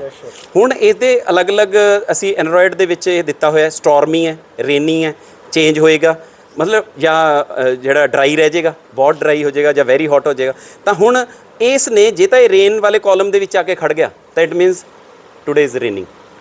ਜੇ ਸਟੋਰਮ ਹੋ ਗਿਆ ਤਾਂ ਹਵਾਵਾਂ ਚੱਲ ਰਹੀਆਂ ਹੋਣਗੀਆਂ, ਉਹਦੇ ਨਾਲ ਮਿੱਟੀ ਮਿਲ ਕੇ ਹਨੇਰੀ ਬਣ ਰਹੀ ਹੋਊਗੀ, ਠੀਕ ਹੈ ਨਾ ਜੀ। ਤੋ ਇਹ ਜਿਹੜੀਆਂ ਚੀਜ਼ਾਂ ਹੈਗੀਆਂ, ਇਹ ਬੱਚੇ ਨੂੰ ਜਦੋਂ ਅਸੀਂ ਪ੍ਰੈਕਟੀਕਲੀ ਦਿਖਾਉਂਦੇ ਆ ਨਾ ਤਾਂ ਉਸ ਨੂੰ ਸਮਝ ਆ ਜਾਂਦਾ ਵੀ ਓਹੋ ਅੱਛਾ ਕਿਤਾਬ 'ਚ ਤਾਂ ਪੜ੍ਹਿਆ ਸੀਗਾ, ਹੁਣ ਪਤਾ ਲੱਗਿਆ ਵੀ ਪ੍ਰੈਡਿਕਸ਼ਨ ਕਿਵੇਂ ਹੁੰਦੀ ਹੈ। ਇਹਨਾਂ ਨੂੰ ਕਿਵੇਂ ਪਤਾ ਲੱਗ ਜਾਂਦਾ ਵੀ ਅੱਜ ਮੀਂਹ ਪਊਗਾ, ਗੂਗਲ ਵਾਲਿਆਂ ਨੂੰ ਜਿਹੜੇ ਵੈਦਰ ਫੋਰਕਾਸਟਿੰਗ ਕਰਦੇ ਆ ਸਾਡੇ, ਕਿਵੇਂ ਸੈਟੇਲਾਈਟ ਗਏ ਹੋਏ ਆ। ਹੁਣ ਸੈਟੇਲਾਈਟ ਦੀ ਗੱਲ ਕਰੀਏ ਤਾਂ ਵੀ ਸੈਟੇਲਾਈਟ ਜਾਂਦਾ ਕਿਵੇਂ ਆ। ਹੁਣ ਬੱਚੇ ਦੇ ਦਿਮਾਗ 'ਚ ਤਾਂ ਇਹ ਹੈ ਵੀ ਇਹੀ ਸੈਟੇਲਾਈਟ ਹੈ, ਪਰ ਇਹ ਤਾਂ ਕੋਈ ਸੈਟੇਲਾਈਟ ਨਹੀਂ ਨਾ ਹੈ, ਇਹ ਤਾਂ ਇੱਕ ਪੋਲਰ ਸੈਟੇਲਾਈਟ ਲਾਂਚ ਵਾਹੀਕਲ ਹੈ ਜਿਹੜਾ ਕਿ ਸੈਟੇਲਾਈਟ, ਹੁਣ ਸੈਟੇਲਾਈਟ ਤਾਂ ਸਿਰਫ ਇਸ ਪੋਰਸ਼ਨ 'ਚ ਹੁੰਦੇ ਆ। ਹੁਣ ਉਸ ਨੂੰ ਜਦੋਂ ਇਹ ਪਤਾ ਲੱਗ ਜਾਏਗਾ ਵੀ ਸੈਟੇਲਾਈਟ ਤਾਂ ਇਹਦੇ ਵਿੱਚ ਸੀ, ਆ ਤਾਂ ਸਾਰੀਆਂ ਸਟੇਜਿਸ ਸੀਗੀਆਂ, 3 ਸਟੇਜਿਸ 4 ਸਟੇਜਿਸ, ਇਹ ਸਟੇਜਿਸ ਤਾਂ ਸਾਰੀਆਂ ਖਤਮ ਹੋ ਜਾਣਗੀਆਂ ਜਦੋਂ ਐਸਕੇਪ ਵੈਲੋਸਿਟੀ ਦੇ ਵਿੱਚ ਆ ਗਿਆ ਤੇ ਬਾਹਰ ਚਲਾ ਗਿਆ ਖਿੱਚ ਤੋਂ, ਤਾਂ ਉਸ ਵਕਤ ਫਿਰ ਉੱਪਰ ਜਾ ਕੇ ਇਸਨੇ ਖੁੱਲਣਾ ਉੱਪਰ ਵਾਲੇ ਪੋਰਸ਼ਨ ਨੇ, ਤੇ ਉਹਦੇ ਵਿੱਚੋਂ ਸੈਟੇਲਾਈਟ ਆ ਜਿਹੜੇ ਉਹ ਰਿਵੋਲਵ ਕਰਨੇ ਸ਼ੁਰੂ ਹੋਏ। ਮਤਲਬ ਉਹਦੀ ਅੰਡਰਸਟੈਂਡਿੰਗ ਬਣ ਗਈ ਇੱਕ ਛੋਟੇ ਜਿਹੇ ਕਨਸੈਪਟ ਦੇ ਨਾਲ। ਆ ਇੱਕ ਮਾਡਲ ਲਿਆ ਕੇ ਮੈਂ ਉਸ ਨੂੰ ਦੱਸਤਾ ਕਿ ਮੈਂ ਉਸ ਨੂੰ ਮਤਲਬ ਉੱਥੇ ਲਿਜਾਣ ਦੀ ਲੋੜ ਤਾਂ ਨਹੀਂ ਨਾ ਹੈ ਮੈਨੂੰ ਵੀ ਪਹਿਲਾਂ ਨਾਸਾ ਦਾ ਮੈਂ ਟਿਕਟਾਂ ਬੁੱਕ ਕਰਾਵਾਂ ਤੇ ਦਿਖਾਵਾਂ ਵੀ ਇੱਥੇ ਐ ਹੁੰਦਾ, ਤਾਂ ਇੱਥੇ ਬੈਠਾ ਵੀ ਮੈਂ ਉਹਨਾਂ ਨੂੰ ਸਮਝਾ ਸਕਦਾ with the help of models. ਇਸ ਲਈ ਇਹ ਵਰਕਿੰਗ ਮਾਡਲਸ ਆ ਜਿਹੜੇ ਬੜੇ ਹੈਲਪਫੁਲ ਹੁੰਦੇ ਆ ਕਿ ਸਿੰਪਲ ਜੀਆਂ ਗੱਲਾਂ ਬੱਚਿਆਂ ਨੂੰ ਸਮਝਾ ਦੇਣੀਆਂ ਕਿ ਵੇਵਸ ਫਾਰਮੇਸ਼ਨ ਕੀ ਹੈ। ਦੇਖੋ ਇੱਕ ਸਟ੍ਰੋਜ਼ ਹੈ। ਹੁਣ ਅੱਜ ਕੱਲ੍ਹ ਮੈਂ ਤੁਹਾਨੂੰ ਸਾਰਿਆਂ ਨੂੰ ਇਹ ਵੀ ਦੱਸਣਾ ਚਾਹਾਂਗਾ ਕਿ ਸਿੰਗਲ ਯੂਜ਼ ਪਲਾਸਟਿਕ ਹੈ ਜਿਹੜਾ ਬੈਨ ਹੋ ਗਿਆ ਹੋਇਆ ਹੈ ਨਾ ਜੀ। ਤਾਂ ਹੁਣ ਉਸ ਬੈਂਡ ਚੀਜ਼ਾਂ ਤੋਂ ਅਸੀਂ ਜਿਹੜਾ ਹੈ ਕੰਮ ਲੈਣਾ ਸ਼ੁਰੂ ਕਰੀਏ, ਉਸ ਨੂੰ ਯੂਜ਼ ਨਾ ਕਰੋ ਤੁਸੀਂ। ਆ ਸਰ ਐਮਡੀ ਸਾਹਿਬ ਪਕੜਿਓ। ਤਾਂ ਹੁਣ ਇਹ ਇੱਕ ਸਟ੍ਰੋਜ਼ ਮੈਂ ਇੱਕ ਟੇਪ ਦੇ ਉੱਤੇ ਲਗਾ ਲਏ। ਹੁਣ ਜਦੋਂ ਇਹ ਸਟ੍ਰੋਜ਼ ਮੈਂ ਟੇਪ ਦੇ ਉੱਤੇ ਲਗਾਏ ਆ ਤਾਂ ਇਸ ਨੂੰ ਜੇ ਤਾਂ ਅਸੀਂ ਸਟ੍ਰੈਚ ਕਰਦੇ ਹਾਂ ਪੂਰਾ, ਮੈਂ ਇੱਧਰੋਂ ਇਸ ਨੂੰ એનર્ਜੀ ਦਿੰਨਾ, ਡਿਸਟਰਬੈਂਸ ਇੱਧਰੋਂ ਹੋਊਗੀ, ਤੁਹਾਡੇ ਕੋਲ ਪਹੁੰਚ ਜਾਣੀ ਹੈ। ਦੇਖਿਓ ਮੈਂ ਇਹ ਤਾਂ ਨਹੀਂ ਵੀ ਸਾਰਿਆਂ ਨੂੰ ਹਿਲਾ ਰਿਹਾ, ਮੈਂ ਤਾਂ ਸਿਰਫ ਫਸਟ ਵਾਲੇ ਨੂੰ ਹਿਲਾਇਆ, ਡਿਸਟਰਬੈਂਸ ਦਿੱਤੀ, ਸਾਰਾ ਹੀ। ਇਸ ਲਈ ਕਹਿੰਦੇ ਨਾ ਕਿ ਇੱਕ ਛੋਟਾ ਜਿਹਾ ਪਿੰਨ ਸਿੱਟਿਆ ਹੋਵੇ ਪੂਰੇ ਯੂਨੀਵਰਸ ਨੂੰ ਡਿਸਟਰਬ ਕਰ ਦਿੰਦਾ। ਤੋ ਇਹ ਇੱਥੇ ਮੈਂ ਦਿੱਤੀ એનર્ਜੀ। ਔਰ ਮੋਰ ਓਵਰ ਇਸ ਤੋਂ ਬਾਅਦ ਮੈਂ ਆਬਜ਼ਰਵੇਸ਼ਨ 'ਚ ਲੈ ਕੇ ਆਉਣਾ ਵੀ ਹੁਣ ਧਿਆਨ ਨਾਲ ਦੇਖ ਇਹਨੂੰ ਕੀ ਹੋ ਰਿਹਾ। ਬੱਚਾ ਕਹਿੰਦਾ ਸਰ ਇਹ ਤਾਂ ਵਾਪਸ ਵੀ ਆ ਰਿਹਾ। That is reflection of the wave. ਵੀ ਵੇਵਸ ਰਿਫਲੈਕਟ ਕਿਵੇਂ ਕਰਦੀਆਂ, ਕਿਉਂਕਿ ਉੱਥੇ ਉਸ ਨੂੰ ਅੱਗੇ ਜਾਣ ਦੀ ਜਗ੍ਹਾ ਨਹੀਂ ਮਿਲੀ ਹੈ ਤਾਂ ਉੱਥੋਂ ਵਾਪਸ ਆ ਗਈ। ਠੀਕ ਹੈ ਨਾ। ਫਿਰ ਕ੍ਰੈਸਟ ਟਰਫ ਕਿਸ ਤਰ੍ਹਾਂ ਬਣਦੇ ਆ, ਉਸ ਨੂੰ ਇਹ ਆਈਡੀਆ ਦਿੱਤਾ ਜਾਂਦਾ ਵੀ ਕ੍ਰੈਸਟ ਕੀ ਹੈ, ਟਰਫ ਕੀ ਹੈ, ਐਂਪਲੀਟਿਊਡ ਕੀ ਹੈ, ਕਿ ਲੈਮਡਾ ਕੀ ਹੋਊਗਾ, ਵੇਵਲੈਂਥ ਕਿਵੇਂ ਮੇਜਰ ਕੀਤੀ ਜਾਂਦੀ ਹੈ। ਤਾਂ ਮਤਲਬ ਇਹ ਉਹਨਾਂ ਦੇ ਲੈਵਲ ਤੱਕ ਪਹੁੰਚ ਕੇ ਉਹਨਾਂ ਨੂੰ ਦੱਸਣਾ ਵੀ ਇਹ ਚੀਜ਼ ਹੈ। ਹੁਣ ਇਸ ਦੇ ਵਿੱਚ ਇੱਕ ਹੋਰ ਬੜਾ ਮਜ਼ੇਦਾਰ ਐਕਸਪੈਰੀਮੈਂਟ ਆਉਂਦਾ ਕਿ ਇਸ ਨੂੰ ਫੁੱਲੀ ਸਟ੍ਰੈਚ ਰੱਖੋ, ਔਰ ਫੁੱਲੀ ਸਟ੍ਰੈਚ ਰੱਖਦੇ ਆ ਤਾਂ ਕੀ ਹੁੰਦਾ, ਦੇਖੋ ਕਿੰਨੀ ਫਾਸਟ ਸਪੀਡ ਹੋ ਗਈ। ਤੇ ਹੁਣ ਇਸ ਨੂੰ ਆਪਾਂ ਢਿੱਲਾ ਛੱਡ ਦਿੰਦੇ ਹਾਂ। ਕਿੰਨਾ ਮਜ਼ੇਦਾਰ ਕੰਸੈਪਟ ਹੈ। ਉਹ ਪਰ ਇਹ ਮੈਂ ਜੇ ਬੋਲ ਕੇ ਦੱਸੂਗਾ ਨਹੀਂ ਪਤਾ ਲੱਗੇਗਾ, ਲੇਕਿਨ ਜਦੋਂ ਐਕਸਪੈਰੀਮੈਂਟਲੀ ਅਸੀਂ ਇਸ ਨੂੰ ਪਰਫਾਰਮ ਕਰਾਂਗੇ ਤਾਂ ਪਤਾ ਲੱਗੇਗਾ ਕਿ ਵਾਓ, ਫਿਰ ਵਾਓ ਨਿਕਲਦਾ ਮੂੰਹ ਚੋਂ। ਤਾਂ ਮੈਂ ਕਹਿੰਦਾ ਹੁੰਦਾ ਵਾਓ ਨਹੀਂ, ਵਾਓ ਟੂ ਹਾਓ, ਵੀ ਹੋਇਆ ਕਿਵੇਂ। ਤੋ ਇਹ ਚੀਜ਼ਾਂ ਜਿਹੜੀਆਂ ਹੈਗੀਆਂ ਬੱਚਿਆਂ ਤੱਕ ਲੈ ਕੇ ਜਾਣੀਆਂ। ਔਰ ਇਹ ਜਿਹੜਾ ਹੈਲੀਕਲ ਦਾ ਕੰਸੈਪਟ ਸੀ ਸਾਡੇ ਕੋਲ, ਹੈਲੀਕਲ ਸਪਰਿੰਗ ਦਾ, ਇਹ ਵੀ ਸਾਡੇ ਕੋਲ ਵੇਵਸ ਦੇ ਵਿੱਚ ਆ ਜਾਂਦਾ। ਤਾਂ ਹੁਣ ਇਹ ਜਿਹੜੀਆਂ ਵੇਵਸ ਹੈ, ਵੇਵਸ ਤੋਂ ਪੜ੍ਹਾਉਣ ਤੋਂ ਪਹਿਲਾਂ ਅਸੀਂ ਉਹਨਾਂ ਨੂੰ ਪਲਸ ਪੜ੍ਹਾਉਂਦੇ ਕਿ ਪਲਸ ਕੀ ਹੈ। ਤਾਂ ਹੁਣ ਉਸ ਨੂੰ ਪਲਸ ਦੱਸਣ ਦੇ ਲਈ ਜਦੋਂ ਮੈਂ ਇੱਥੋਂ ਇੱਕ ਡਿਸਟਰਬੈਂਸ ਭੇਜਦਾ ਤਾਂ ਤੁਸੀਂ ਦੇਖੋ ਇਸ ਦੇ ਵਿੱਚ ਕੁਝ ਜਾਂਦਾ ਹੋਇਆ ਨਜ਼ਰ ਆਉਂਦਾ ਸਾਨੂੰ। ਤਾਂ ਉਹ ਮੂਵਮੈਂਟ ਕੀ ਹੈ, ਸ਼ਾਰਟ ਡਿਊਰੇਸ਼ਨ ਵੇਵ ਪਲਸ, ਤਾਂ ਉਹ ਪਲਸ ਹੋ ਜਾਇਆ ਕਰਦੀ ਸਾਡੀ। ਤਾਂ ਹੁਣ ਇਸੇ ਦੇ ਨਾਲ ਅਸੀਂ ਉਸ ਨੂੰ ਹਾਰਮੋਨਿਕਸ ਪੜ੍ਹਾ ਸਕਦੇ ਹਾਂ।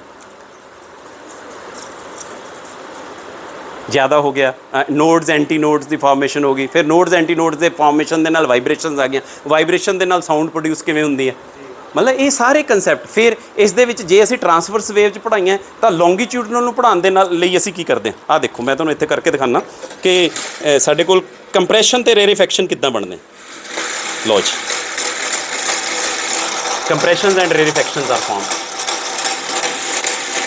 ਕਿਤੇ ਕਿਤੇ ਇਕੱਠੇ ਹੋ ਗਏ, ਕਿਤੇ ਕਿਤੇ ਦੂਰ ਦੂਰ ਹੋ ਗਏ। ਤਾਂ ਇਹ ਹੁਣ ਤੁਹਾਨੂੰ ਅਸੀਂ ਦਿਖਾਵਾਂਗੇ ਕਿ ਜਿਹੜੀ ਹੈਗੀ ਹੈ ਸਾਊਂਡ ਕਿਵੇਂ ਪ੍ਰੋਡਿਊਸ ਹੁੰਦੀ ਹੈ, ਇਹਨਾਂ ਹੀ ਵੇਵਸ ਦੇ ਨਾਲ ਸਾਊਂਡ ਕਿਵੇਂ ਪ੍ਰੋਡਿਊਸ ਹੁੰਦੀ ਹੈ।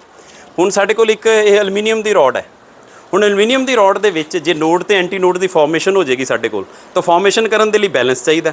ਹੁਣ ਬੈਲੈਂਸ ਦੇ ਲਈ ਕੀ ਹੈ ਕਿ ਬਰਾਬਰ ਕਰ ਲਓ, ਇਸ ਨੂੰ ਸੈਂਟਰ ਆਫ ਮਾਸ ਕੱਢ ਲਿਆ, ਤਾਂ ਇਸ ਨੂੰ ਇੱਥੋਂ ਸੈਂਟਰ ਤੋਂ ਪਕੜ ਲੈਣਾ ਤੇ ਇਸ ਨੂੰ ਫ੍ਰਿਕਸ਼ਨ ਵੀ ਚਾਹੀਦੀ ਹੈ।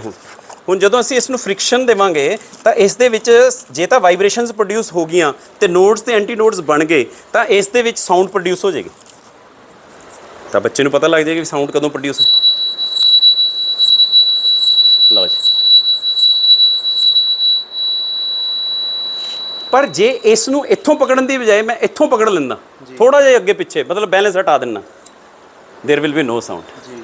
तो क्योंकि हुण नोड्स ते एंटी नोड की जिहड़ी फॉर्मेशन है वो नहीं हो रही, फिर उसनूं कंसैप्ट क्लीयर कर देता भी नोड की है, एंटी नोड की है। कई बार बच्चे नूं ये चीज़ां भी नहीं पता लगदियां। तो इस तरह दे नाल ये जिहड़े एक्सपैरीमेंट्स हैं असी बच्चों तक लिजाण दे लई वचनबद्ध हाँ और उन्होंने दिखाने के लिए वचनबद्ध हाँ। और उन्हां च इन्नी मोटिवेशन देनी चाहना मैं कि बेटे मेरे को अज अपरेटस है, मैं तो अपरेटस की मदद नाल तुहानूं दस रहा, पर जदों जिसने बनाया सी उहदे कोल अपरेटस सीगा नहीं सीगा, ਉਹਦੇ ਕੋਲ ਕੁਝ ਵੀ ਨਹੀਂ ਸੀਗਾ, ਪਰ ਉਸਨੇ ਇਹ ਗੱਲ ਸੋਚ ਲਈ ਸੀ ਵੀ ਇਹ ਇਦਾਂ ਹੋ ਸਕਦਾ। ਅਸਮਾਨ ਦੇ ਵਿੱਚ ਦੇਖ ਰਹੇ ਹਾਂ ਸੂਰਜ ਹੈ, ਸੂਰਜ ਤੋਂ ਕਿਰਨਾਂ ਆ ਰਹੀਆਂ, ਉਹ ਕਿਰਨਾਂ ਜਿਹੜੀਆਂ 7 ਰੰਗ ਕਿਵੇਂ ਬਣਾ ਰਹੀਆਂ ਸਾਨੂੰ ਤਾਂ ਕਿਸੇ ਨੂੰ ਨਹੀਂ ਦਿਸੇ, ਪਰ ਨਿਊਟਨ ਜੀ ਕਹਿੰਦੇ ਸਾਡੇ ਕਿ ਆ 7 ਰੰਗ ਹੈ। ਕਹਿੰਦੇ ਮੈਂ ਸਿੱਧ ਕਰਕੇ ਦਿਖਾ ਦਿੰਦਾ, ਉਹਨਾਂ ਨੇ ਸਿੱਧ ਕਰਕੇ ਦਿਖਾਤਾ, ਕਹਿੰਦੇ ਇਹ 7 ਰੰਗ ਮੂਵ ਕਰਕੇ ਦੇਖੋ ਵਾਈਟ ਹੋ ਜਾਊਗਾ। ਤਾਂ ਦੇਖੋ ਤੁਸੀਂ ਇਹ ਜਦੋਂ ਤੇਜ਼ ਤੇਜ਼ ਅਸੀਂ ਇਸ ਨੂੰ ਮੂਵਮੈਂਟ ਦੇ ਵਿੱਚ ਲਿਆਉਂਦੇ ਹਾਂ ਤਾਂ ਉਹ ਸਾਰਿਆਂ ਦੀ ਮਿਕਸਿੰਗ ਹੋ ਜਾਂਦੀ ਹੈ ਤੇ ਉਹ ਵਾਈਟ ਹੋ ਜਾਂਦਾ। मतलब ये कंसैप्ट बच्चों तक लैके जाने और बच्चों को पता लगना कि वाकई यार वो महान सी। फिर सल्यूट वजदी है न्यूटन है ना, आइनस्टाइन 3Ds लगाई हुई हैं। इस तरह ही मैं स्टैथोस्कोप का एक सिंपल जिहा एक मॉडल तैयार किया हुआ ਕਿ ਘਰ ਦੇ ਵਿੱਚ ਹੀ ਬੱਚਾ ਜਿਹੜਾ ਹੈਗਾ ਉਹ ਸਟੈਥੋਸਕੋਪ ਨੂੰ ਯੂਜ਼ ਕਰ ਸਕਦਾ। ਹੁਣ ਜਿੱਥੇ ਸਾਊਂਡ, ਪਹਿਲਾਂ ਇੱਕ ਮੈਂ ਤੁਹਾਨੂੰ ਕਰਕੇ ਦਿਖਾਦਾ ਸਾਊਂਡ ਵਾਲਾ।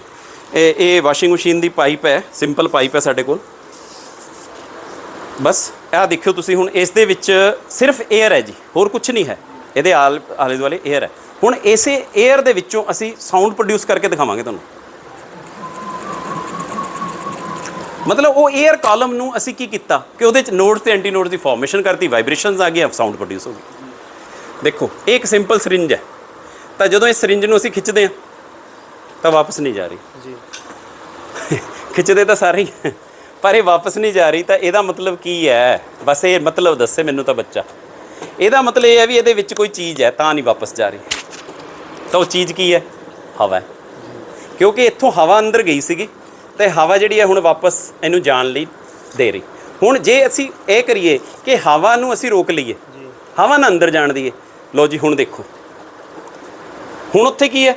ਹੁਣ ਉੱਥੇ ਹਵਾ ਵੀ ਨਹੀਂ ਹੈ, ਕਿਉਂਕਿ ਹਵਾ ਤਾਂ ਅਸੀਂ ਜਾਣ ਨਹੀਂ ਦਿੱਤੀ, ਪਰ ਅਸੀਂ ਫੋਰਸ ਜ਼ਿਆਦਾ ਲਗਾਈ ਹੈ। ਨਾਓ ਇਟ ਵਿਲ ਗੋ ਬੈਕ। ਤਾਂ ਕਲੀਅਰ ਹੋ ਗਿਆ ਵੀ ਜਿੱਥੇ ਕੋਈ ਚੀਜ਼ ਧਰਤੀ ਦੇ ਉੱਤੇ ਆਪਾਂ ਕਹਿੰਦੇ ਨਾ ਖਾਲੀ ਹੈ, ਖਾਲੀ ਨਹੀਂ ਹੋਇਆ ਕਰਦੀ, ਉੱਥੇ ਹਵਾ ਹੋਇਆ ਕਰਦੀ। ਜੇ ਉਸ ਹਵਾ ਨੂੰ ਵੀ ਕੱਢ ਦਈਏ ਤਾਂ ਉਹ ਕੀ ਬਣ ਜਾਂਦਾ? ਵੈਕਿਊਮ। ਤਾਂ ਮੈਂ ਇੱਕ ਸਰਿੰਜ ਦੀ ਹੈਲਪ ਦੇ ਨਾਲ ਜਿਹੜਾ ਹੈਗਾ ਉਹ ਤੁਹਾਨੂੰ ਮੈਂ ਵੈਕਿਊਮ ਦਿਖਾਉਣ ਦੇ ਵਿੱਚ ਕਾਮਯਾਬ ਹੋ ਗਿਆ ਜੀ। ਮਤਲਬ ਇਸ ਤਰ੍ਹਾਂ ਦੀਆਂ ਗੱਲਾਂ ਹੈਗੀਆਂ ਜਿਹੜੀਆਂ ਇਹ ਸਰਿੰਜ ਦੀ ਹੈਲਪ ਦੇ ਨਾਲ ਪ੍ਰੈਸ਼ਰ ਦਾ ਕੰਸੈਪਟ ਦਿਖਾਉਣਾ ਕਿ ਇਹ ਦੇਖੋ 에ਅਰ ਕੈਨ ਬੀ ਕੰਪਰੈਸਡ। ਹਾਂ, ਇਹਦਾ ਨੰਬਰਿੰਗ ਹੋਈ ਵੀ ਹੈ ਤੇ ਇਹਦਾ ਇੰਨਾ ਵੋਲਿਊਮ ਹੈ, ਇਸ ਨੂੰ ਕਿੱਥੇ ਤੱਕ ਕੰਪਰੈਸ ਕਰਤਾ, ਔਰ ਕੰਪਰੈਸ ਕਰਨ ਤੋਂ ਬਾਅਦ ਇਹਨੂੰ ਛੱਡਦੇ ਹਾਂ ਫਿਰ ਵਾਪਸ ਆ ਜਾਂਦਾ। Contraction, expansion. ਫਿਰ ਇਸੇ ਨੂੰ ਜੇ ਅਸੀਂ ਅੱਜ ਦੇਖ ਲਈਏ ਵੀ ਟੈਂਪਰੇਚਰ ਰਿਮੇਨਸ ਕੌਨਸਟੈਂਟ, ਵੀ ਅਪਲਾਈ ਦਾ ਪ੍ਰੈਸ਼ਰ।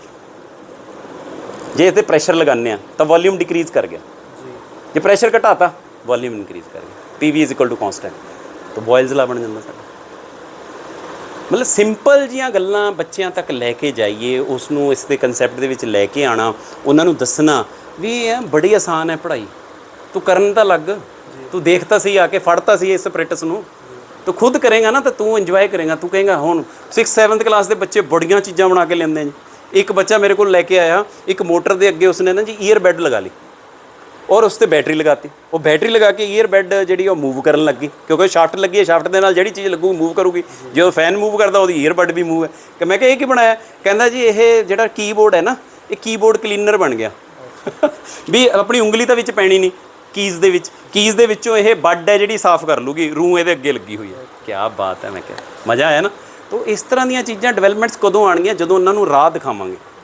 ਤਾਂ ਸੁਰਜੀਤ ਪਾਤਰ ਜੀ ਨੇ ਕਿਹਾ ਮੈਂ ਰਾਹਾਂ 'ਤੇ ਨਹੀਂ ਤੁਰਦਾ, ਮੈਂ ਤੁਰਦਾ ਤਾਂ ਰਾਹ ਬਣਦੇ। ਸਪੋਜ਼ ਕਰੋ ਆ ਮੇਰੀ ਕਾਰ ਖੜੀ ਹੈ, ਇਸ ਦਾ ਨੰਬਰ ਹੈ 6578। ਤਾਂ ਆਪਾਂ 6578 ਦਾ ਟੇਬਲ ਬਣਾਇਆ। ਹੁਣ ਕਾਰ ਹੀ ਕਿਉਂ ਲਿੱਤੀ ਮੈਂ? ਨੰਬਰ ਰੈਂਡਮਲੀ ਕੋਈ ਵੀ ਨੰਬਰ ਲਿੱਤਾ ਜਾ ਸਕਦਾ। ਤਾਂ ਰੈਂਡਮਲੀ ਨੰਬਰ ਲੈਣ ਦਾ ਮਤਲਬ ਇੱਕ ਅਟੈਚਮੈਂਟ ਹੈ ਮੈਨੂੰ ਆਪਣੀ ਚੀਜ਼ ਦੇ ਨੰਬਰ ਦੇ ਨਾਲ। ਉਸ ਨੂੰ ਲਵਾਂਗੇ ਤਾਂ ਉਹਦੇ 'ਚ ਕਰੇਜ਼ ਵੱਧ ਜਾਂਦਾ।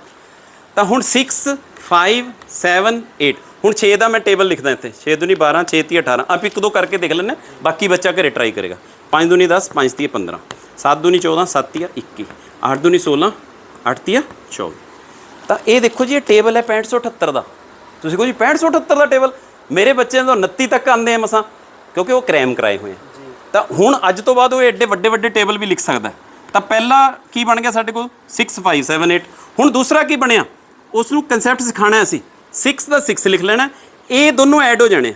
4 + 1 ਕਿੰਨਾ ਹੋ ਗਿਆ ਜੀ? 5। ਫਿਰ ਇਹ ਦੋਨੋਂ ਐਡ ਹੋ ਜਾਣੇ। 0 + 1 ਕਿੰਨਾ ਹੋ ਗਿਆ? 1। ਫਿਰ ਇਹ ਦੋਨੋਂ ਐਡ ਹੋ ਜਾਣੇ। 2 + 1 ਕਿੰਨਾ ਬਣ ਗਿਆ? 3। ਤੇ ਇੱਥੇ ਬਣ ਗਿਆ 1। ਬਣ ਗਿਆ ਜੀ ਪਹਾੜਾ। 6578 ਨੂੰ 2 ਨਾਲ ਗੁਣਾ ਕਰਕੇ ਦੇਖ ਲਓ। 2 8 16, 2 14 15, 2 5 10 11, 2 12 13, 13156।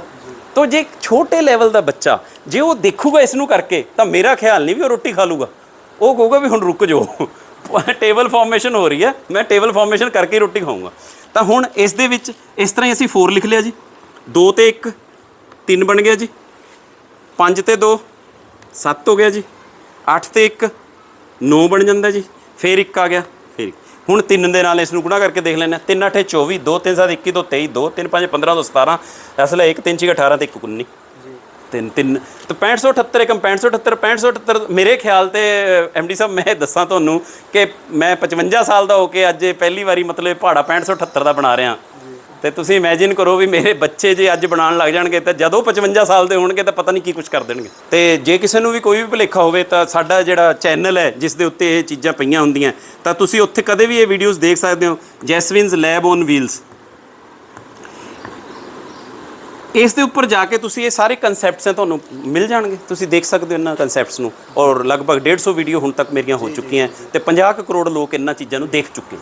ਤਾਂ ਅੱਛਾ ਲੱਗਦਾ ਹੈ ਐਮਡੀ ਸਾਹਿਬ ਕਿ ਹਰ ਇੱਕ ਵਿਅਕਤੀ ਤੱਕ ਇਹ ਪਹੁੰਚਿਆ ਕਿਉਂ ਨਹੀਂ। ਮੈਨੂੰ ਤਾਂ ਇਹ ਹੈਰਾਨੀ ਹੋ ਰਹੀ ਹੈ ਵੀ ਅਸੀਂ ਇਹ ਚੀਜ਼ਾਂ ਪਹੁੰਚਾ ਕਿਉਂ ਨਹੀਂ ਸਕੇ। ਅਸੀਂ ਉਡੀਕਦੇ ਰਹੇ ਵੀ ਮੇਰੀ ਲੈਬ ਬਣੂਗੀ, ਮੈਂ ਲੈਬ ਸੈਟਅਪ ਕਰੂੰਗਾ, ਫਿਰ ਬਣਾਉਂਗਾ। ਮੈਨੂੰ ਤਾਂ ਕੋਈ ਗੁਰਦੁਆਰਾ ਸਾਹਿਬ ਪਤਾ ਲੱਗਦਾ ਨਾ ਵੀ ਭੀੜ ਇਕੱਠੀ ਹੋਈ ਹੈ, ਮੈਂ ਲਿਜਾ ਕੇ ਕਾਰ ਖੜੀ ਕਰ ਦਿੰਦਾ, ਆਲੇ ਦੁਆਲੇ ਭੀੜਾਂ ਲੱਗ ਜਾਂਦੀਆਂ ਵੀ ਆਹ ਕੀ ਹੈ ਤੁਸੀਂ ਵੇਚਦੇ ਹੋ ਜੀ ਕੁਛ, ਮੈਨੂੰ ਐਂ ਆ ਕੇ ਪੁੱਛਦੇ ਆ। ਕਿਉਂਕਿ ਸਾਡੀ ਮੈਂਟੈਲਿਟੀ ਹੈ ਵੀ ਸ਼ਾਇਦ ਕਾਰਾਂ ਦੇ ਉੱਤੇ ਸਮਾਨ ਵੇਚਿਆ ਹੀ ਜਾਂਦਾ। ਮੈਂ ਕਿਹਾ ਅਸੀਂ ਵੇਚਦੇ ਨਹੀਂ ਹੈਗੇ, ਅਸੀਂ ਇਸ ਦੇ ਪੈਸੇ ਬਣਾਉਂਦੇ ਹਾਂ। ਕਿਵੇਂ ਬਣਾਉਂਦੇ ਹਾਂ? ਇਹ ਤੁਹਾਡੇ ਹੀ ਹੋਣਗੇ ਪੈਸੇ, ਤੁਸੀਂ ਇਸ ਗਿਆਨ ਨੂੰ ਸਿੱਖੋ ਤੇ ਲੋਕਾਂ ਤੱਕ ਵੰਡੋ ਤੇ ਉਹ ਤੁਹਾਡੀ ਕਮਾਈ ਹੋਊਗੀ, ਤੁਹਾਡਾ ਆਪਣਾ ਗਿਆਨ ਹੋਊਗਾ ਤੇ ਉਸ ਗਿਆਨ ਨੂੰ ਯੂਜ਼ ਕਰਕੇ ਤੁਸੀਂ ਨਵੀਆਂ ਚੀਜ਼ਾਂ ਬਣਾਓਗੇ, ਟੈਕਨੋਲੋਜੀ 'ਚ ਲੈ ਕੇ ਜਾਓਗੇ, ਤੁਸੀਂ ਉਸ ਤੋਂ ਅਰਨਿੰਗ ਲੈ ਸਕਦੇ ਹੋ। ਸ੍ਰੀ ਨਿਵਾਸਨ ਰਾਮਾਨੁਜਨ ਜੀ ਨੇ ਜਦੋਂ ਮੈਜਿਕ ਸਕੁਏਅਰ ਬਣਾਇਆ ਨਾ ਜੀ, ਤੇ ਉਹਨਾਂ ਨੇ ਆਪਣੀ ਡੇਟ ਆਫ ਬਰਥ ਨੂੰ ਮੈਜਿਕ ਸਕੁਏਅਰ ਬਣਾ। ਹੁਣ ਜਦੋਂ ਬੱਚੇ ਨੂੰ ਮੈਂ ਦੱਸਦਾ ਵੀ ਉਹ ਆਪਣੀ ਡੇਟ ਆਫ ਬਰਥ ਨੂੰ ਮੈਜਿਕ ਸਕੁਏਅਰ ਬਣਾ ਲਿਆ, ਬੱਚਾ ਕਹਿੰਦਾ ਜੀ ਮੈਂ ਬਣਾਉਂਗਾ ਆਪਣੀ ਡੇਟ ਆਫ ਬਰਥ ਨੂੰ, ਕਿਉਂਕਿ ਉਹਦੇ ਨਾਲ ਜੁੜਿਆ ਹੋਇਆ ਆਪਣੀ ਡੇਟ ਆਫ ਬਰਥ ਦੇ ਨਾਲ। ਤਾਂ ਰਾਮਾਨੁਜਨ ਜੀ ਦੀ ਡੇਟ ਆਫ ਬਰਥ ਸੀਗੀ 22/12/1887। ਤਾਂ ਉਹਨਾਂ ਨੇ ਇੱਕ ਖਾਨੇ ਦੇ ਵਿੱਚ 22 ਲਿਖਿਆ, ਇੱਕ ਦੇ ਵਿੱਚ 12 ਲਿਖਿਆ, ਇੱਕ 'ਚ 18, ਇੱਕ 'ਤੇ 87। ਤਾਂ ਇਹਦਾ ਜੋੜ 139 ਆਇਆ ਸੀਗਾ। ਜੋੜ ਕੇ ਦੇਖ ਲਾਂਗੇ ਆਪਾਂ 139। ਤਾਂ ਉਹਨਾਂ ਨੇ ਐਸਾ ਮੈਜਿਕ ਸਕੁਏਅਰ ਡਿਵੈਲਪ ਕੀਤਾ ਵੀ ਜਿਹਦੇ ਜਿੱਧਰਲੇ ਪਾਸੇ ਮਰਜ਼ੀ ਜੋੜੋ 139 ਆਊਗਾ। ਹੈ ਕਮਾਲ ਦੀ ਗੱਲ ਸੀ ਨਾ। ਤਾਂ ਹੁਣ ਮੈਂ ਆਪਣੇ ਬੱਚਿਆਂ ਨੂੰ ਇਹ ਕਹਿਣਾ ਕਿ ਮੈਂ ਇੱਕ ਮੈਜਿਕ ਸਕੁਏਅਰ ਬਣਾਉਣ ਲੱਗਿਆ ਬੇਟੇ, ਔਰ ਉਸ ਮੈਜਿਕ ਸਕੁਏਅਰ ਦੇ ਵਿੱਚ ਮੈਂ ਇਸ ਤਰ੍ਹਾਂ ਕਰੂੰਗਾ ਕਿ ਮੈਂ ਕੁਛ ਤੁਹਾਡੇ ਤੋਂ ਡਿਜਿਟ ਦੀ ਮੰਗ ਕਰੂੰਗਾ। ਤੁਸੀਂ 20 ਤੋਂ ਲੈ ਕੇ 99 ਤੱਕ ਜਿਹੜਾ ਮਰਜ਼ੀ ਕੋਈ ਨੰਬਰ ਬੋਲ ਦਿਓ। 32। ਤਾਂ ਸਰ ਨੇ ਬੋਲਿਆ ਜੀ 32। ਤਾਂ 32 ਮੈਂ ਤੁਹਾਡੇ ਸਾਹਮਣੇ ਹੁਣ ਇੱਥੇ ਬਣਾਉਂਗਾ, ਦੇਖਿਓ ਤੁਸੀਂ। ਮੈਂ ਇੱਥੇ ਸਭ ਤੋਂ ਪਹਿਲਾਂ ਕਰ ਕੀ ਰਿਹਾ ਕਿ ਮੈਂ ਇਹਨਾਂ ਨੰਬਰਾਂ ਨੂੰ ਲਿਖ ਰਿਹਾ 1 ਤੋਂ ਲੈ ਕੇ 12 ਤੱਕ। ਮੈਂ ਕਿਵੇਂ ਲਿਖ ਰਿਹਾ ਤੁਹਾਨੂੰ ਮੈਂ ਦੱਸਦਾ। 5 ਤੇ 4 9, 8 ਤੇ 1 9, 7 ਤੇ 2 9, 6 ਤੇ 3 9। ਹੁਣ 9 ਤੋਂ ਬਾਅਦ 10, 10 ਤੋਂ ਬਾਅਦ 11, 11 ਤੋਂ ਬਾਅਦ ਸਾਡੇ ਕੋਲ ਕੀ ਆ ਜਾਂਦਾ 12। ਇਹ 12 ਆ ਗਿਆ ਜੀ ਸਾਡੇ ਕੋਲ। ਹੁਣ ਆਹ ਸਰ ਨੇ ਕਿਹਾ ਸੀਗਾ ਮੈਂ ਇਹ ਨੰਬਰ ਬਣਾ ਕੇ ਦਿਖਾਣਾ ਤੁਹਾਨੂੰ ਵੀ ਇਹੀ ਨੰਬਰ ਵਾਰੀ ਵਾਰੀ ਆਊਗਾ ਤੁਹਾਡਾ ਜੋ ਮੈਂ ਸਕੁਏਅਰ ਦੇ ਵਿੱਚ ਬਣਾਉਣ ਜਾ ਰਿਹਾ। ਤਾਂ ਹੁਣ ਇੱਥੇ ਮੈਂ ਲਿਖਦਾ 12, ਇੱਥੇ ਮੈਂ ਉਸ ਤੋਂ ਬਾਅਦ ਲਿਖ ਦਿੰਦਾ 11, ਇੱਥੇ ਮੈਂ ਲਿਖ ਦਿੰਦਾ ਇੱਥੇ ਫਿਰ 13 ਤੇ ਇੱਥੇ ਮੈਂ ਲਿਖ ਦਿੰਦਾ 14। ਕਿਵੇਂ ਲਿਖਿਆ ਮੈਂ ਸਮਝਾਊਂਗਾ, ਮੈਂ ਜਾਦੂਗਰ ਨਹੀਂ ਹਾਂ, ਮੈਂ ਅਧਿਆਪਕ ਹਾਂ। ਹੁਣ ਤੁਸੀਂ ਦੇਖੋ 12 ਤੇ 12 24 ਤੇ 7 31 ਤੇ 1 32, 11 ਤੇ 11 22 ਤੇ 2 24 ਤੇ 8 32, 14 ਤੇ 17 10 27 ਤੇ 5 32, 9 6 15 13 18 ਤੇ 28 ਤੇ 4 32, 9 3 12 ਤੇ 8 20 ਤੇ 12 32, 7 ਤੇ 11 19 ਤੇ 10 11 7 18 18 4 22 ਤੇ 10 32, 12 ਤੇ 7 19 ਤੇ 9 28 ਤੇ 4 32। ਮਤਲਬ ਜਿੱਧਰੋਂ ਮਰਜ਼ੀ ਤੁਸੀਂ ਐਡ ਕਰ ਲਓ। ਇਹ ਅਸੀਂ ਹੌਰੀਜੈਂਟਲੀ ਐਡ ਕੀਤੇ, ਅਸੀਂ ਵਰਟੀਕਲੀ ਕਰ ਲਓ। 8 ਤੇ 9 ਤੇ 10 19 ਤੇ 13 32। ਹੁਣ ਜਿਹੜਾ ਤੁਸੀਂ ਨੰਬਰ ਬੋਲੋਗੇ ਉਹੀ ਮੈਂ ਬਣਾ ਦੂੰਗਾ। ਕੀ ਕੀਤਾ ਕੀ ਹੈ ਮੈਂ ਹੁਣ ਸੋਲੂਸ਼ਨ ਤੇ ਆ ਜਾਓ, ਕਿਉਂਕਿ ਟੀਚਰ ਨੇ ਸੋਲੂਸ਼ਨ ਵੀ ਦੱਸਣਾ ਹੁੰਦਾ ਨਾ। ਤਾਂ ਸੋਲੂਸ਼ਨ ਕੀ ਹੈ ਕਿ ਐਕਚੁਅਲ ਦੇ ਵਿੱਚ ਜਿਹੜਾ ਮੈਂ ਨੰਬਰ ਤੁਹਾਨੂੰ ਪੁੱਛਿਆ, ਪਹਿਲਾਂ ਤਾਂ ਮੈਂ ਇਹਨਾਂ ਨੰਬਰਾਂ ਨੂੰ ਕਿਵੇਂ ਲਿਖਦਾ। ਇਹ ਇੱਕ ਕਨਸੈਪਟ ਹੈ ਸਾਡੇ ਕੋਲ 9 ਦਾ ਕਨਸੈਪਟ। 5 ਤੇ 4 9, 1 ਤੇ 8 9, 3 ਤੇ 6 9, 7 ਤੇ 2 9, ਫਿਰ 9 ਤੋਂ ਬਾਅਦ 10 11 ਤੇ 12। ਇਹ 12 ਨੰਬਰ ਤਾਂ ਐਜ਼ ਇਟ ਇਜ਼ ਆਣੇ ਹੀ ਆਣੇ ਆ ਸਭ ਜਗ੍ਹਾ। ਹੁਣ ਜਿਹੜਾ ਨੰਬਰ ਤੁਸੀਂ ਬੋਲਦੇ ਹੋ ਉਹਦੇ 'ਚ ਮੈਂ 20 ਘਟਾਉਣਾ। ਮੇਰੇ ਕੋਲ ਕਿੰਨਾ ਰਹਿ ਗਿਆ, ਮੈਂ ਇੱਥੇ ਉਹਨੂੰ ਲਿਖਣਾ ਹੈ। ਹੁਣ ਇਸ ਤੋਂ ਇੱਕ ਘੱਟ ਲਿਖਣਾ ਇੱਥੇ ਮੈਂ, ਫਿਰ ਇਸ ਤੋਂ ਇੱਕ ਵੱਧ ਲਿਖਣਾ, ਫਿਰ ਇਸ ਤੋਂ ਇੱਕ ਵੱਧ ਲਿਖਣਾ। ਬਸ ਇੰਨਾ ਕਨਸੈਪਟ ਹੈ ਸਾਰਾ ਮੈਜਿਕ ਸਕੁਏਅਰ ਦਾ। ਅਤੇ ਇਹਦੇ ਨਾਲ ਮੈਜਿਕ ਸਕੁਏਅਰ ਹੈ ਜਿਹੜਾ ਡਿਵੈਲਪ ਹੋ ਜਾਂਦਾ।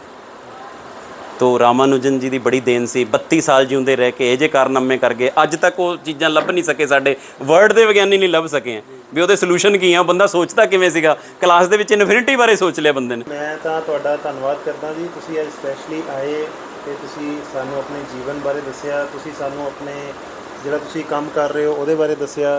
ਤੁਸੀਂ ਸਾਨੂੰ ਮੈਥਮੈਟਿਕਸ ਦੇ ਸਾਨੂੰ ਫਾਰਮੂਲਾ ਕਿਸ ਤਰ੍ਹਾਂ ਤੁਸੀਂ ਬਣਾਉਂਦੇ ਹੋ, ਪ੍ਰੂਵ ਕਰਦੇ ਹੋ, ਉਹਦੇ ਬਾਰੇ ਦੱਸਿਆ। ਅਤੇ ਸਾਨੂੰ ਫਿਜ਼ਿਕਸ ਦੇ ਸਾਨੂੰ ਐਕਸਪੈਰੀਮੈਂਟ ਮਾਡਲ ਦੇ ਨਾਲ ਸਮਝਾਏ। ਤੁਹਾਡਾ ਬਹੁਤ ਬਹੁਤ ਸ਼ੁਕਰੀਆ ਕਰਦਾ ਜੀ ਮੈਂ। ਬਹੁਤ ਬਹੁਤ ਕੋਟੀ ਕੋਟੀ ਤੁਹਾਡਾ ਧੰਨਵਾਦ ਹੈ। ਤੁਸੀਂ ਬਹੁਤ ਹੀ ਨੇਕ ਕੰਮ ਕਰ ਰਹੇ ਹੋ ਤੇ ਬਹੁਤ ਹੀ ਦੂਰ ਦੂਰ ਤੱਕ ਤੁਹਾਡਾ ਕੰਮ ਹੋਰ ਫੈਲਿਆ ਹੋਇਆ, ਹੋਰ ਫੈਲੇ। ਮਾਲਕ ਵਾਹਿਗੁਰੂ ਤੁਹਾਨੂੰ ਬਹੁਤ ਬਹੁਤ ਤਰੱਕੀਆਂ ਦੇਵੇ, ਬਹੁਤ ਬਹੁਤ ਤੁਸੀਂ ਹੋਰ ਮਿਹਨਤ ਕਰਕੇ ਲੋਕਾਂ ਤੱਕ ਜ਼ਿਆਦਾ ਤੋਂ ਜ਼ਿਆਦਾ ਪਹੁੰਚੋ। ਮੇਰੀਆਂ ਸ਼ੁਭ ਕਾਮਨਾਵਾਂ ਤੁਹਾਡੇ ਨਾਲ ਨੇ। ਬਹੁਤ ਬਹੁਤ ਜੀ ਧੰਨਵਾਦ ਹੈ ਮੇਰੇ ਵੱਲੋਂ, ਕੋਟੀ ਕੋਟੀ ਆਭਾਰ। ਮੇਰੇ ਵੱਲੋਂ ਵੀ ਆਪ ਜੀ ਦਾ ਬਹੁਤ ਬਹੁਤ ਧੰਨਵਾਦ ਜੀ। ਤੁਹਾਡਾ ਉਪਰਾਲਾ ਬਹੁਤ ਸਾਰਥਕਤਾ ਲਿਆ ਰਿਹਾ ਔਰ ਦਿਆਲਤਾ ਭਰਿਆ। ਬੜਾ ਧੰਨਵਾਦ ਕਰਦੇ ਹਾਂ ਆਪ ਜੀ ਦਾ। ਥੈਂਕ ਯੂ ਜੀ। ਸਤਿ ਸ਼੍ਰੀ ਅਕਾਲ।